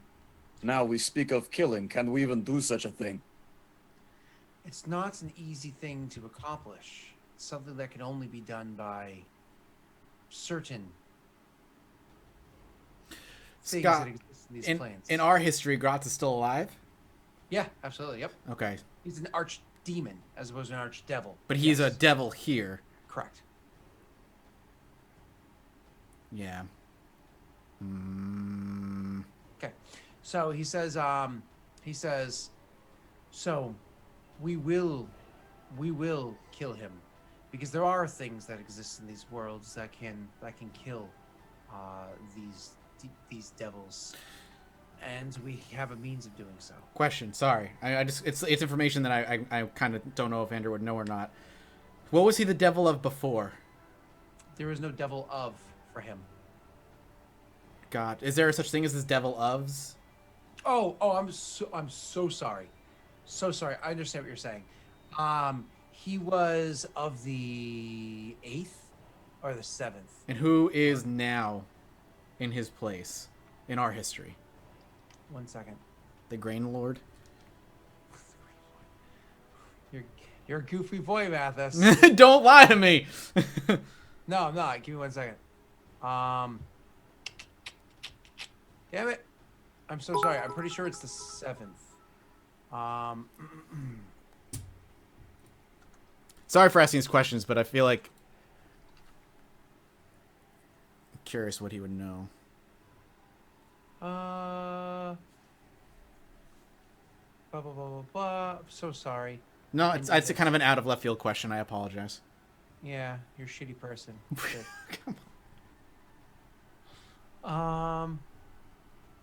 Nope. While you're doing that, Sinvicta's in chat. Sinvicta, I had a prophecy of your character's death. I'm sorry, buddy. Nope. Is it you? Where the fuck are you? This is obnoxious trying to find out. It's also annoying too because you have to like pour through the additions because every edition's like, we're gonna change stuff. And I'm like, ah. And you're using 3.0 edition, right? Yeah. Like for lore. Mm-hmm. Sinvicta with a threat. If Hetfield dies, I'm never coming back. You want to tell him the prophecy? So the prophecy that I saw while Scott is researching is I saw Hetfield march into like a legion of demons and undead and murder a ton of them with like the glowing light of his god, and then this gigantic demon with like a 20-foot long whip wrap it around your neck, look at you in the eye with like a smirk, and then pull the whip tight and your head come clean off. I mean, it was badass. Yeah, you go in a really cool way if it comes to pass. Why can't I fucking figure this out? It's really driving me up a wall. So sorry. It's like one tiny detail that's I can't. Is it an important detail? Oh yeah, because you're asking what layer. So yes, it's an important detail. So technically, this is your fault. Yep, no, it is. Yep. Well, I should know these things off the top of my head. The fact that I forgot a detail is just because, I forget everything all the time. Sinvicta says you can't kill metal, especially with no puny ass bitch ass whip. 7th. 7th. And do I know who is who rules the 7th now? Roll for me a which one is here ruler of here? You can literally find out just by asking, and that's how you would know. Because it's something Right. Andy would have been curious about. So you know that he's the ruler of the 7th here. Now, but who's the ruler in your realm? Roll me a religion or arcana check. Religion's easier. Religion's easier. I have a 3 in religion and a 6 in arcana, though. What would be better? Whichever one you prefer. I'll go religion. 22. Okay, well, there you go. You know that it is Beelzebul. Beelzebul is the You ruler mean of the Beelzebub? B-A-A-Z-E-B-U-L. The Slug Archduke. Yep. The Sludge Archduke? Slug. Slug. Interesting. Like, pour salt on it. And Yeah. Gotcha. Interesting. Okay, cool. Good to know. Mm-hmm. Sorry, continue with the dinner now that I have this stuff in mind. Absolutely. So, write this that's down. who is there now. I'm taking notes. Yep, my apologies. So, and he is, what the fuck were we talking about? Just derailed me for 20 minutes. Where were we? He was just talking and saying thank you, and Hetfield came in.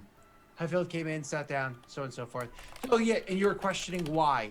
How is this? He says there is a means of doing this. We have that means of vanquishing him, to make him never be. Oh yeah, Vukti was like, "Why are we doing that now?" Does Vukti question it any further? You say that we have the means to kill brats. Is that because of grots? Sorry, got the wrong consonant. Is it a weapon? Where was it acquired? I did not know of such a thing. We've had the weapon the entire time. Since the beginning, why did we only choose to use it now? Because we didn't understand the... When you are tending to a garden, you can pull a weed, or you can pull its roots. We were wielding this weapon merely to treat the symptom, but not the cause. But if you remove him, another will just take his place. Would you prefer an enemy you know over an enemy you don't? This enemy is causing untold chaos and destruction here. The devils have a place. Every creature has a place, especially the eternal ones like myself and my lord. Every creature has a place. And their place is to fight in their war, in their blood war, to let that burn through the hells, the lowest reaches of the plains. Let them do that until such a time that we can solve that problem. But not here. Not with the innocents. That's not what their place is.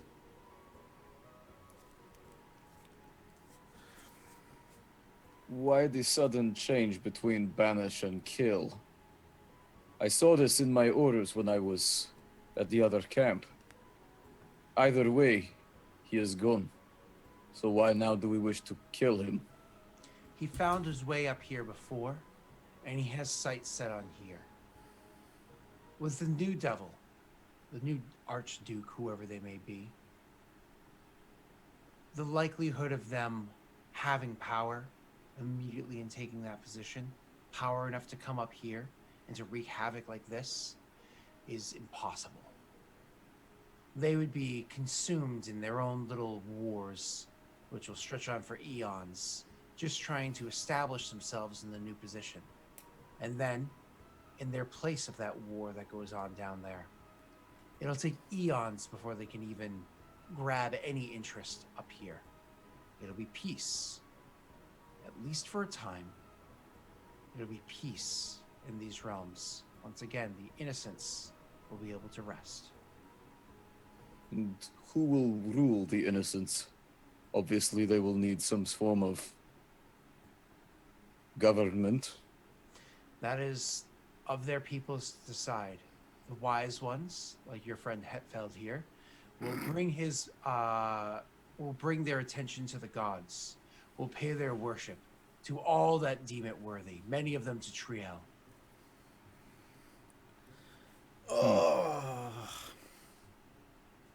What I if... go back. No, go ahead. I go back to eating while kind of pondering this. Andrew's like playing with his food, and his food is like turned into, in his mind anyway, he's like mapping things out with his food.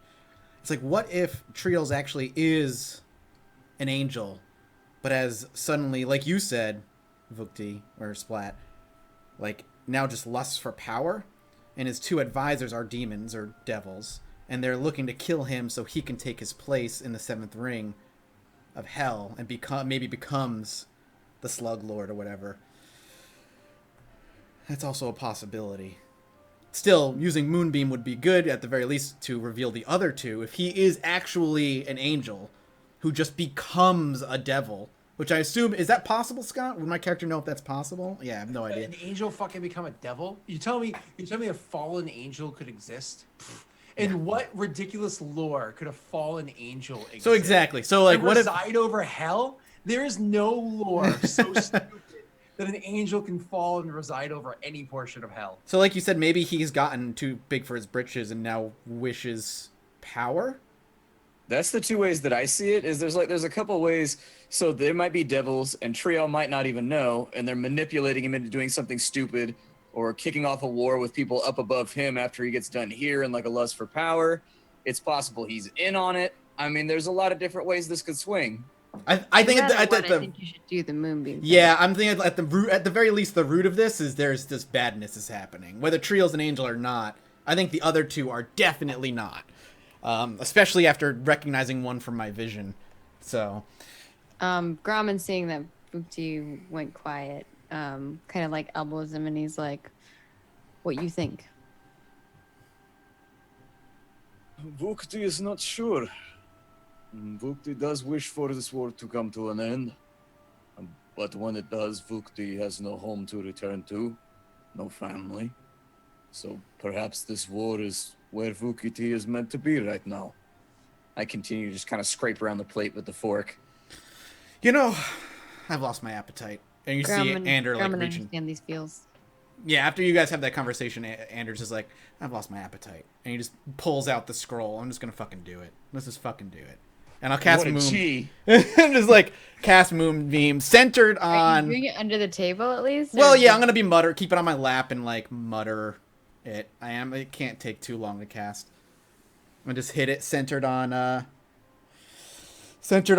the angel trio. Of course. So I don't have you have the details of the spell. Is it a spell you made up, or is it a spell that actually exists? It's actually, yeah, it exists. It's So- a 5e spell. 1 second. I'm just seeing if it's actually in the. Fine, What were you going to do if I Grauman- didn't take the scroll? The scroll seems kind of pivotal here. No, There's that's a pretty yeah. good chance that I could have just been like, nah, I don't need a scroll. What am I doing? I'm not even a caster. Yeah, no, yeah, there's Grauman wasn't gonna take it. nothing. We'd be figuring this out in another way. We'd be headed back to the tree. We'd be like, we should go see what that scroll was all about. My turn starts its turn there. It is engulfed in ghostly flame that causes searing pain, and it must make a Constitution saving throw. Takes 2d10 radiant damage on a failed save, or half as much. If the angel should be able to resist it if it's radiant, right? Like he should be immune. Radiant damage, immune, maybe, sure, to the damage, but that's not the. That doesn't change the saving throw effect. Which is the shape-shifting one, right? Correct. The shape must make a saving throw with disadvantage. Got it. Fails, it also instantly reverts to its original form. It's 60 feet in all directions, I guess. Okay. Yeah, so he basically like keeps the scroll on his lap and is just probably casting it quickly under his While he's breath. doing that, Grauman's like, so you say you have no Constitution family. save, What happened to your family? Constitution save at disadvantage. And who do I want to force bad rolls on? Who am I going to force bad rolls on? Probably the two we're suspicious of, right? Yeah, that's what I'm thinking. It's probably a bad idea to hit the angel. And it's going to be because, centered like, on him and go 5 feet in all directions, so it's going to hit them Okay. all. All right. They seem to be kind of beefy in the monster handbook, and I feel like that's not going to go well for us. They seem Well, they're like level That's 23. that's why we did it in. That's why we did it in the dining room with potential allies to help. All right. We'll force the 2 bad rolls that I rolled on the 2 on the sides. So I'll give a 6 to the guy I think is the Grain Lord and 8 to Ladyface. I thought you rolled. Oh, because It's another day. Yeah, you gave me another day for rolls, buddy. Oh, Yeah. you give her an 8. Oh, that's nice. That's better than what she rolled by 3. Oh no, she rolled really low. Perfect. Yeah, Great. Yeah, she Well- rolled. But anyways, so you give that to them. However, as soon as you start casting the spell, in a flash of light, Oh, God, of course. the trio is gone. He's not there anymore. However, Anders so absorbed in the casting of his spell, he doesn't notice that he teleported again a flash of light immediately behind Ander. Oh no! So he's actually immediately behind Ander. He And did that so- Dragon Ball C thing where Yeah. they're like, Grauman's gonna Yeah. immediately get up and defend. Hold on 1 second, 'cause this all happens really fast, and technically speaking, he says legendary action, so he acts outside of your turns. Jesus. So, no! so Anders starts reading the scroll. He disappears, which because you guys aren't within the area, he won't be within the area either. And so all of a sudden, boom, he appears right behind you guys. You drop the beam of light down over there. And all of a sudden, the beam of light hits them, and the radiant damage starts to pour on them. I'm pretty sure they're immune to radiant damage, aren't they? Or at least If they are what they say they are, yeah, they should be. I'm actually checking. It's like, yeah, they're resistant to radiant damage. So all of a sudden, you can roll your damage for me, Mike. 2d10. 2d10, yeah. Whopping 3. That wasn't the point, but that's all right. So Sakale takes a whopping 1 point of damage. Woo! From the searing light coming down on him. What's her name? Prudence takes 3 points of damage. She's like, ah! And like the moonlight comes down and starts pouring on her, and all of a sudden her skin starts to like boil and flesh. As it starts to boil and pop and sizzle, and smoke's coming off of it. And as it peels away, yes, standing before you, an absolutely stunningly gorgeous, drop dead, amazing succubus. Yeah, I was right. is actually standing there before you.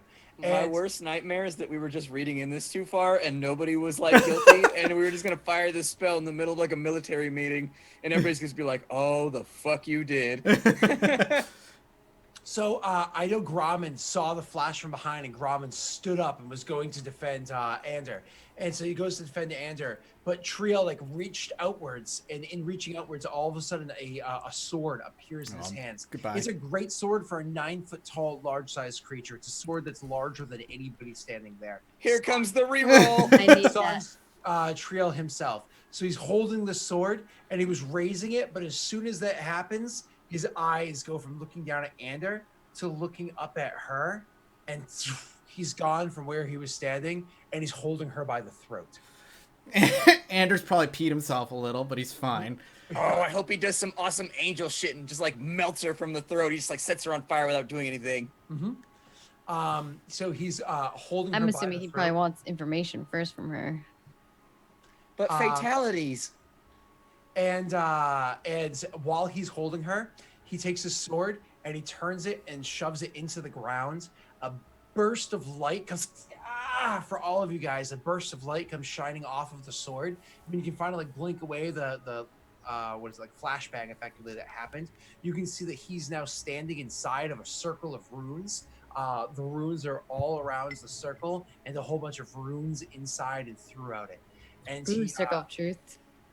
And he's holding her there, and he's just looking at her, and the look in his eyes is not one that shows forgiveness.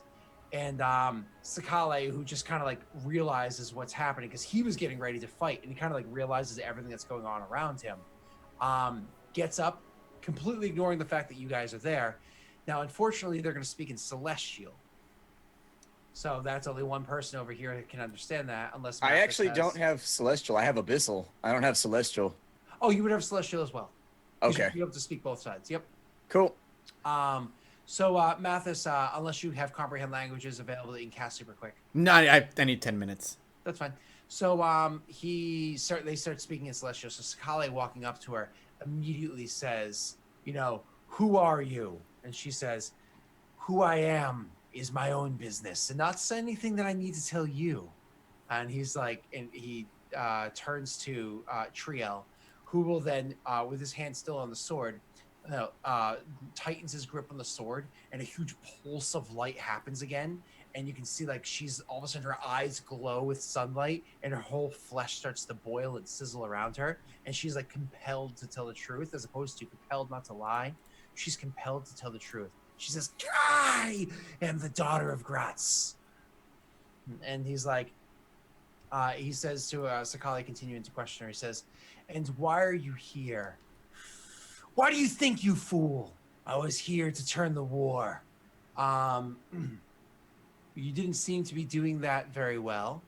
You have to lull people into a sense of security, don't you? He kind of nods to that, and he's like, life doesn't mean anything to you, does it?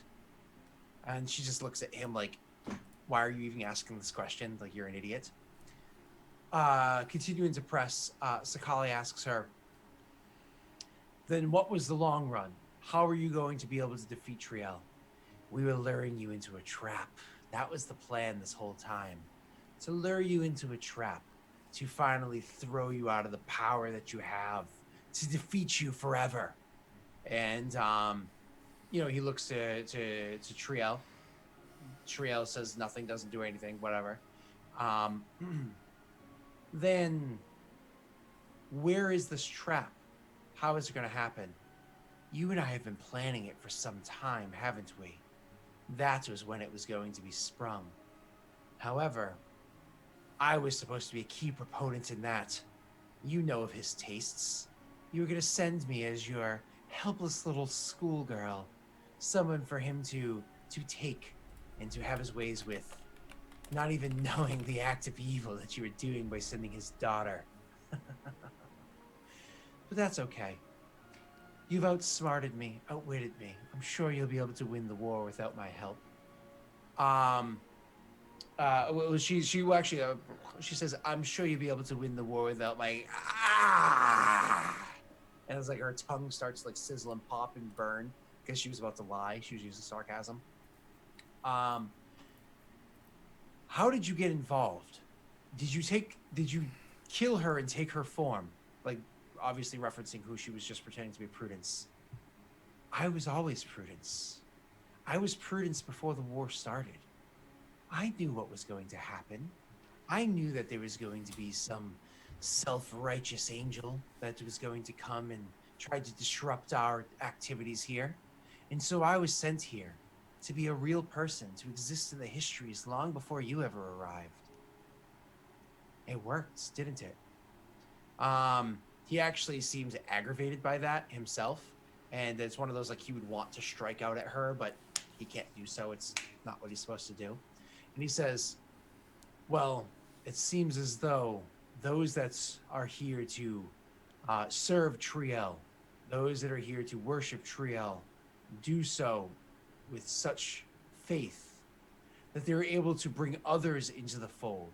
You may have been smart enough, conniving enough to outwit us, but that doesn't mean that you won. With that, he says, I forgive you for your transgressions. Let's just hope that the powers that be are willing to as well. And then Triel's hand glows light, and you can see it glowing in just like pure sunlight, and that sunlight goes into her body and starts to like rip and crack throughout her entire body, and she lets out this like unearthly scream, something that's literally going to haunt the dreams of these characters from time to time until they die. This unearthly scream as a demon is not killed, and so therefore technically banished back to the realm that they came from, as its soul is utterly destroyed before you here on the material plane. Something that's generally believed to not be able to happen, as she's just completely destroyed in front of you. Triel pulls the sword from the ground immediately sealing up from behind it, leaving no scratch or anything from where it was punctured into. And looks over back at the three of you. Anders like looking around, like kind of excited at what's happening, but has no idea what's being said. And he's like looking back to Vukti. Vukti doesn't look like he's about to fight, so he's like, that must be a good sign. And Vukti's been translating roughly. He's been like, he's gonna smite her. Oh, okay, cool. He's Oh, about great. to do some stuff.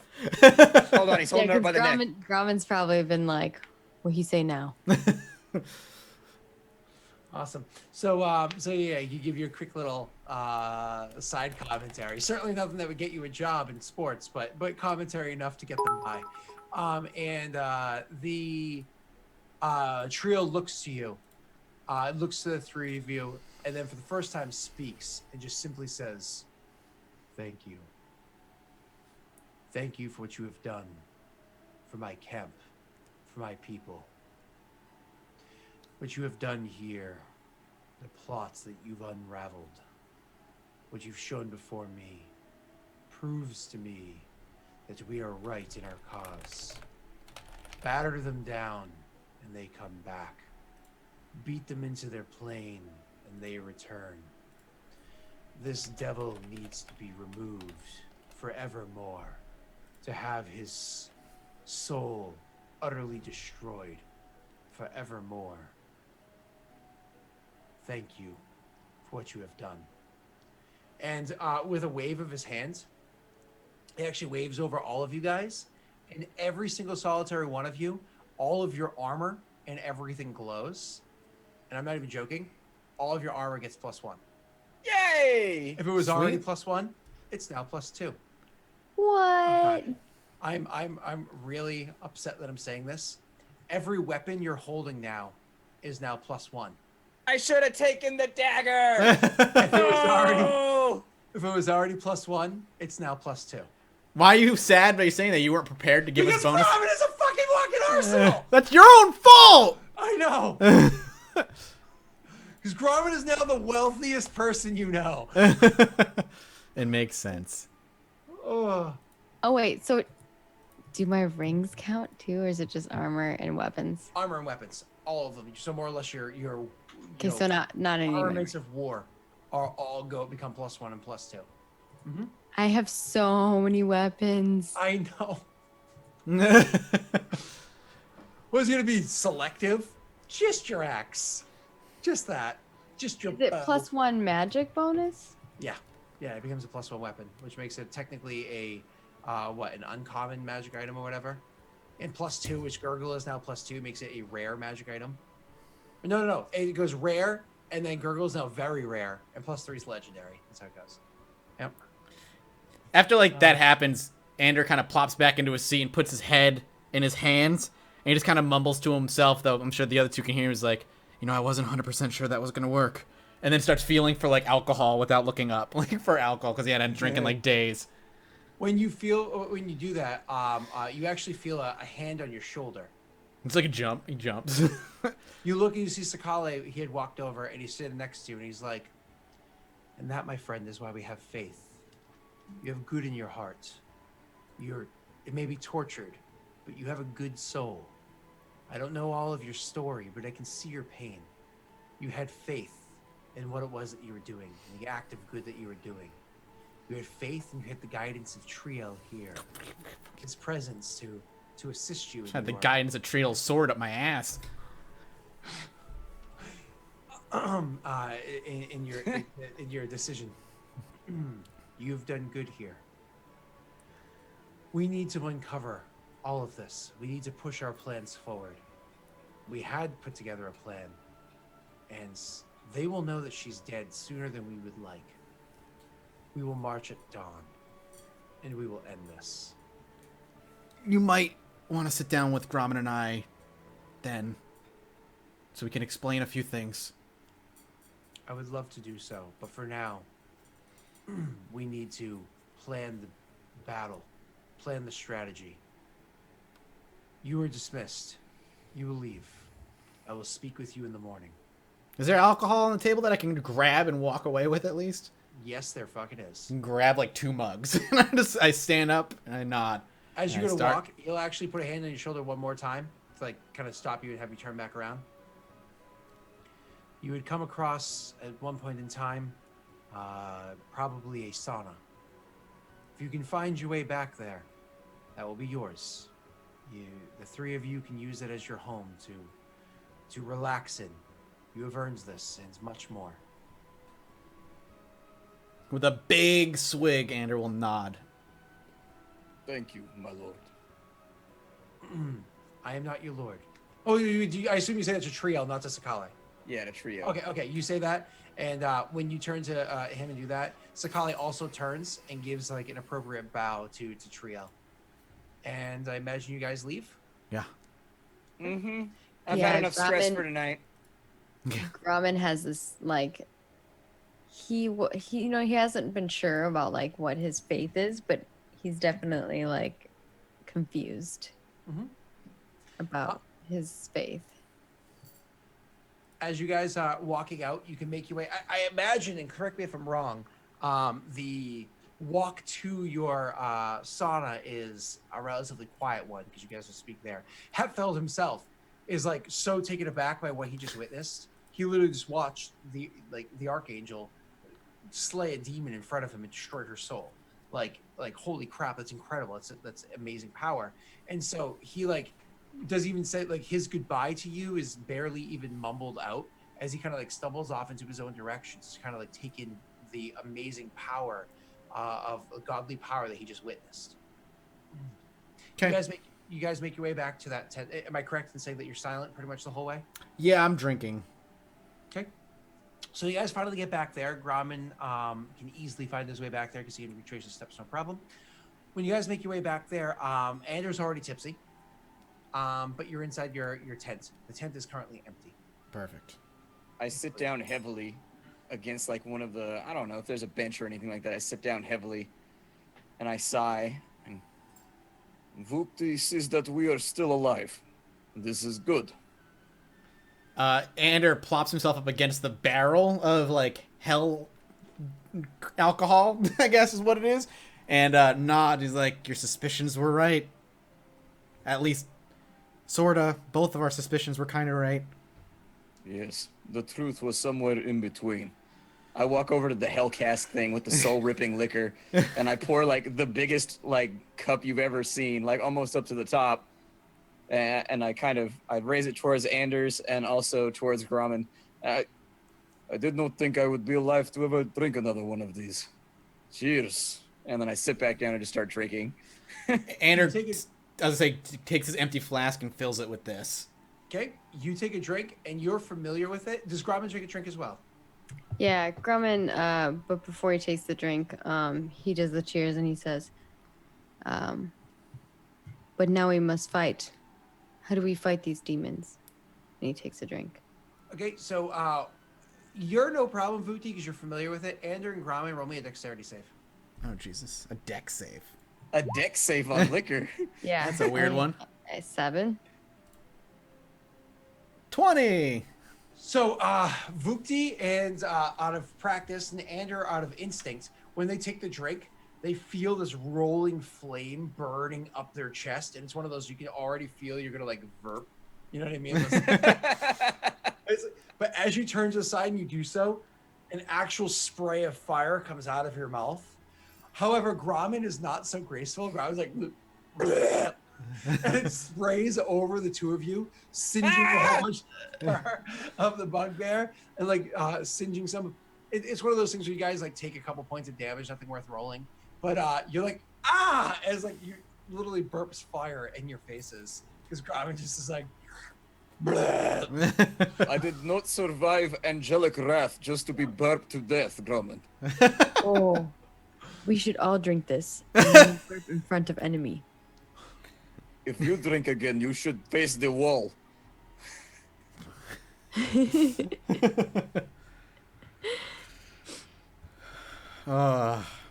Ander drinks this, then the rest of the night. Okay. I imagine you guys just.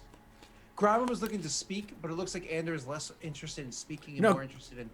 Yeah, I'll listen to Grauman speak, but he's gonna okay. drink. He'll drink the whole time.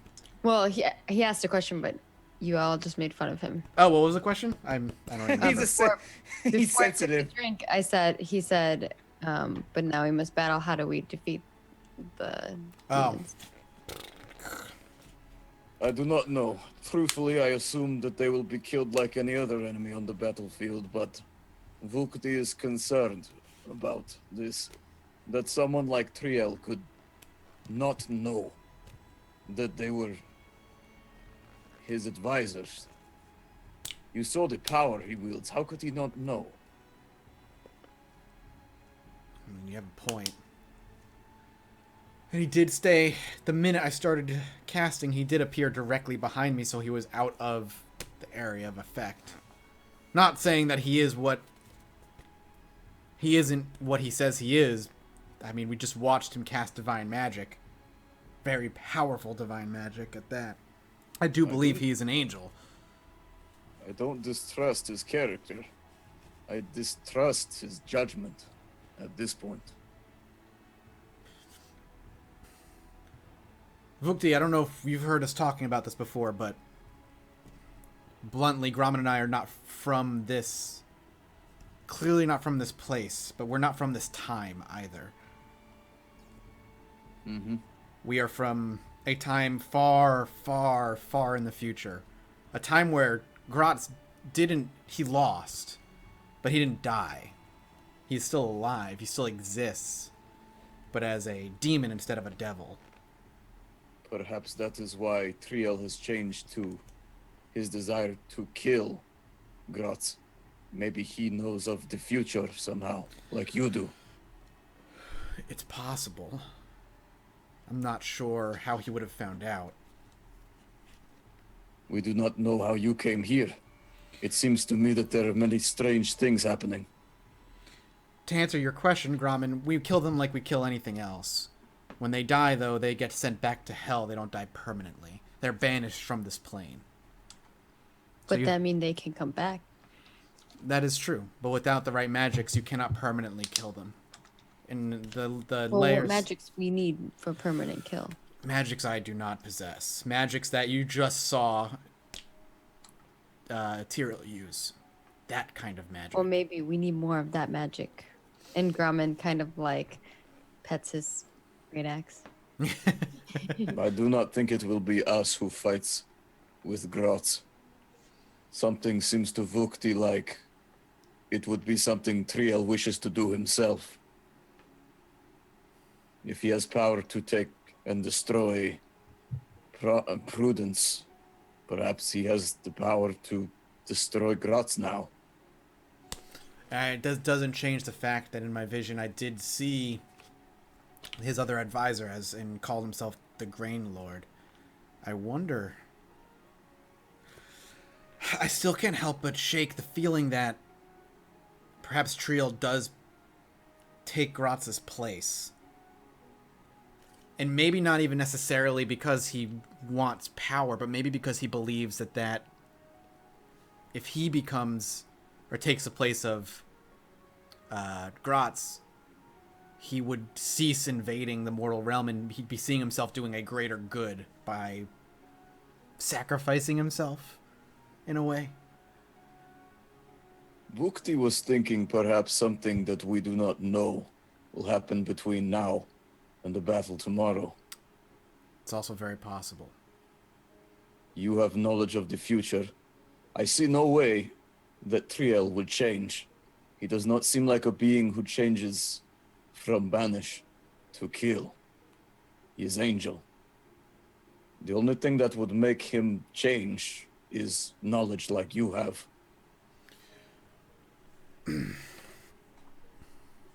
He would have to know that the outcome was ensured should he change, and it would be to change things for the better. Well, we'll have a conversation with at least the advisor before the battle. I'd like to talk to him about what we know. But yeah, you're right. I do not feel that everything is still going according to plan. I think there is still something weird going on. Do they talk about this battle where you are from? Is it known? The only way I even remembered this battle is because I found it in a dusty tome hidden away in a library, buried. So no, not anymore. It's ancient history. Very ancient history. If you know what has happened to Gratz, did your book say what happened to Triel? That's a good question. Does Triel exist in our timeline? It's a town that you're going to visit. Yeah, that's all we know. Andrew shakes his head. The only reason I recognize the name is because there is a small town that carries his name. That's where your dream took place. Yeah, That's where you're heading. Yeah, and we were on our way to that town. We had no idea that it was named after an angel of some sort. So he does not, as far as I know, exist in the same capacity. You do know that town does exist on the outer skirts of an area called the Field of the Dead. You do know that an area called the Field of the Dead is an area that's has ancient bones littered there. And you do know that you were in that area when you came to the past. This is going to be one of those situations where we're about to fight in the Fields of the Dead, and the reason the town is named after Triel is because he dies here or sacrifices himself here. Andrew says that out loud. One of those situations, like a Sunday morning. If Triel was to perish in the battle tomorrow, I'm still not going to concerned he perishes. I think we will have greater problems. I don't think he's going to perish. I think he's going to do something else. There is little else we can do but wait and see. All I can hope for is history plays out as it's supposed to. I nod. I feel very helpless at the moment. Welcome to how I feel every day of my damn life. But you have Gromond. Gromond can kill anything. Grumman looks up. He was like cleaning his great axe. Grommen is an exceptional warrior. You are correct. I am not. I typically see exceptional warriors perish in my sleep. On the plus side, you seem to be good with books, and it has served us well so far. But he have many visions. He dream I die, but here I am, alive. No, Ramen, I dream you died in your past and you were brought back to life. That's why you're alive. So even if one perish, they may come back still. There are magics that do that, yes. Very powerful magics, but yes. Death is not always the end.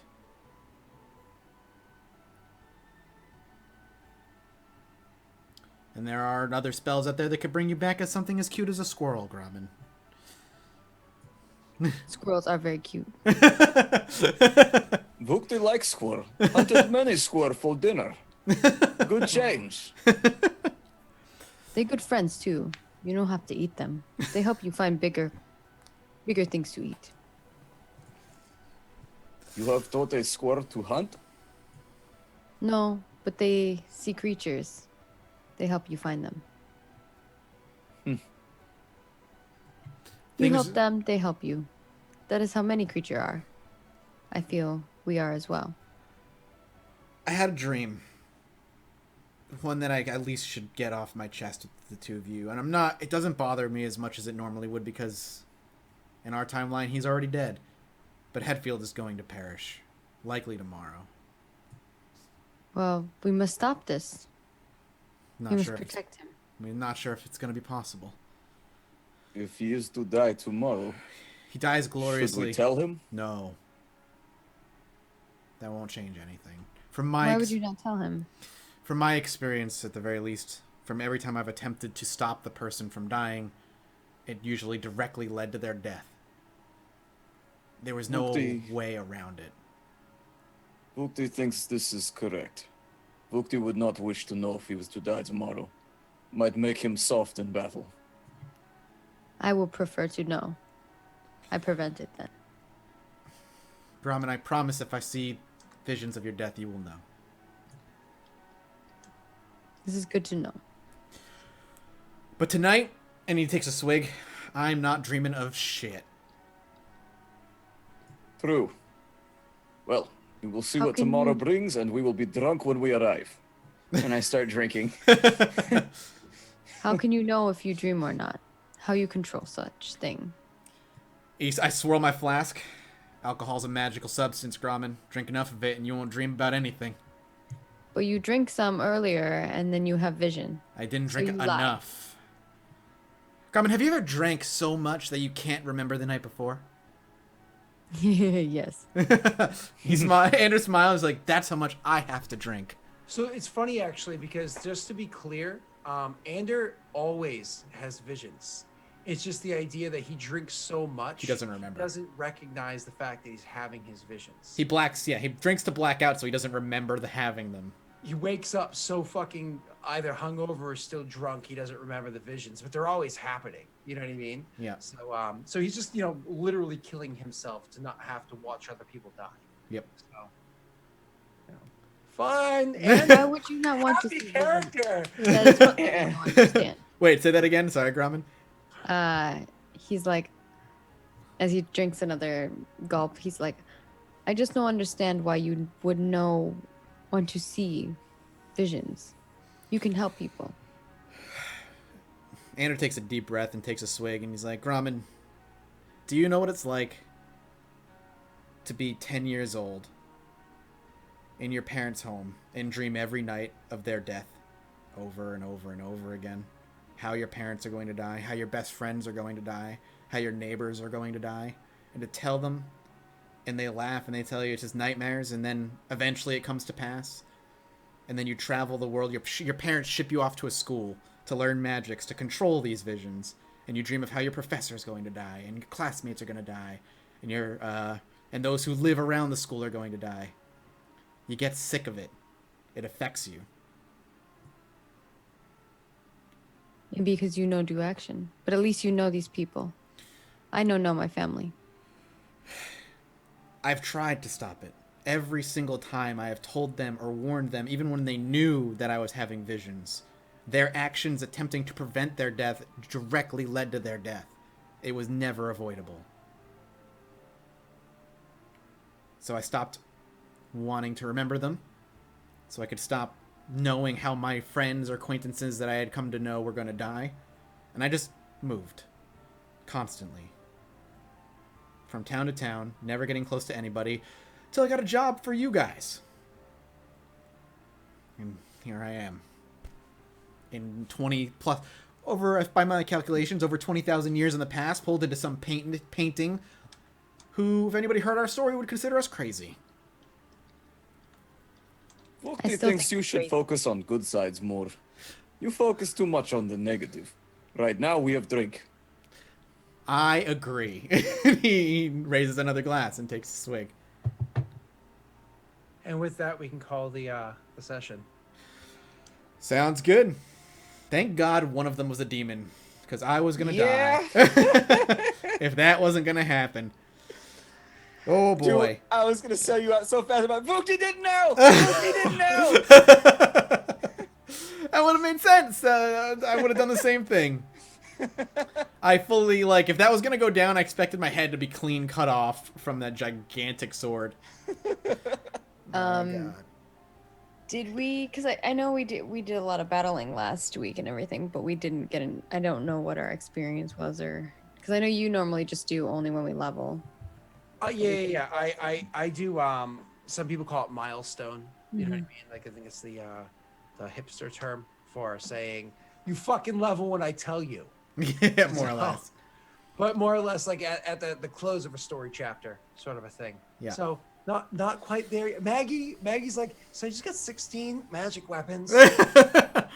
Do I get to level now? Well, Splat, thanks for joining us for week 2. Appreciate it. No problem. I hope you guys enjoyed watching. We will be back next Wednesday with more Edge of Morality, week 40, a nice even 40. We will go around the room. People will say what they're doing this week, and we'll wrap this sucker up. So, starting with Splat, what you got going on this week, man? Not a whole lot. If you've never seen me before, if I am new to you, I play video games every single day on Twitch TV, twitch.tv/SplatterCatGaming. A lot of They Are Billions, a lot of Darkest Dungeon, a lot of, random stuff right now that I'm just jumping in between. I play a lot of Long Dark too. Aside from that, I do YouTube games as well. I do gameplay impressions of indie games that are coming out. I try to hit about 10 games a week that, they're not like the mainstream stuff you see on Steam. They tend to be like the smaller titles that are like $4 or $5, just so you can figure out if it's the kind of thing that you wanted to play. So if you wanted to stop on in, basically YouTube or Twitch TV/SplatterCatGaming will get you there. And that's all that I got going on. Sweet. Maggie, what about you? What's going on this week? Where can people find you? Hey guys, so I'm doing a bunch of tabletop stuff for the rest of the week if you want to check that out. I will be here tomorrow if you guys want to tune into that. Potentially, unless I, Thursday curse. And then Friday, I will be actually over at Exploding Dice for a charity D&D campaign if you guys want to check that out. Oh, that's cool. It's been pretty funny. That's awesome. And then Saturday, I'll be actually over at twitch.tv/D&D playing some more D&D for Heroes Graveyard. And then Sunday, I'll be over at Layla. And I kind of rinse repeat things every weekend. So you guys can always keep up with my schedule at margaretcrown.com/schedule. I do lots of tabletop stuff, apparently. You are a tabletop queen right now. And you can follow me on all the social media at Margaret Crone, and I'll always let you guys know when I'm live. Sweet. Scott, what about you, man? What's got going on this week? I do my 3 campaigns on Wednesdays, which is loads of fun over on twitch.tv/Delric. And then obviously here at nights, there's the Thursday one we do here. There's the Monday one we're not doing this upcoming week. That's the week that I needed off. But the week after that, we'll continue pushing it forward. It's supposed to be a 4-session thing. We had to cancel this last one. It was, Maggie was at work and she could have joined in late. I could have joined in 30 minutes into it. But it's funny because she sent me that message while I was at a movie theater for the first time in 5 months. I went and saw a movie at theaters. And What'd you go see? Thor. It's a funny story about that. I'll tell it again. So my wife and I are going to go see a movie for, again, the first time in 5 months because you have a kid, it's difficult. And we're there, and the person's talking to us, and we're ignoring. And then after I realized you're being rude, I'm like, I'm so sorry. We have a 2-year-old who's just excited to be at the theaters. One of those moments. Won't lie. No shame. So we're excited. We look at the ticket. We go to Theater 7. Awesome. We're sitting there for fucking ever because fuck commercials. They take too long. And then eventually the movie starts. Murder on the Who Gives a Shit Express. Oh, and I was like, no, wrong theater. We run to the, we missed the first 10-15 minutes of it. I was so upset. I was like, no, I missed the beginning of Thor. You Murder on the Orient Express instead. Yeah. Oh God. So yeah, we saw Thor, but we missed the beginning because, anyways. Yeah. Quick question. Tomorrow, not question, sorry, quick statement. Tomorrow is still slightly up in the air because something is trying to be figured out with one person's personal life. So we're just going to see whether or not tomorrow is going to be live for our typical vampire show. Whether or not it is, we'll either do something on Lost Initiative. We can have fun with different PCs and whatnot. We can host it that way. Or at the very least, we'll probably all scramble and stream our own thing. Maggie will do her own, I'll do my own. So there'll be something. You'll, yeah. I was actually going to say that too. Possible. Yeah. I should know. It's me, my personal life. I have to deal with some family stuff that's happened. I will know probably around 7 a.m. EST, Eastern Standard Time. Keep an eye on the Twitter account for the announcement if it ends up being canceled, and then keep an eye on Dale or Rick or Maggie and see if they end up doing their own thing or what have you. I have so many holiday cards to make. I mean, yeah. So I'll let you guys know what's going on. It's unavoidable, unfortunately. You just can't avoid it. But other than that, we'll be back next Wednesday at the very least, and that's it. Thank you guys so much for watching. If you guys want to check out the VODs, if you're a subscriber, they'll be available immediately right after this, and on YouTube a few days later. Thanks for watching, guys. Bye bye.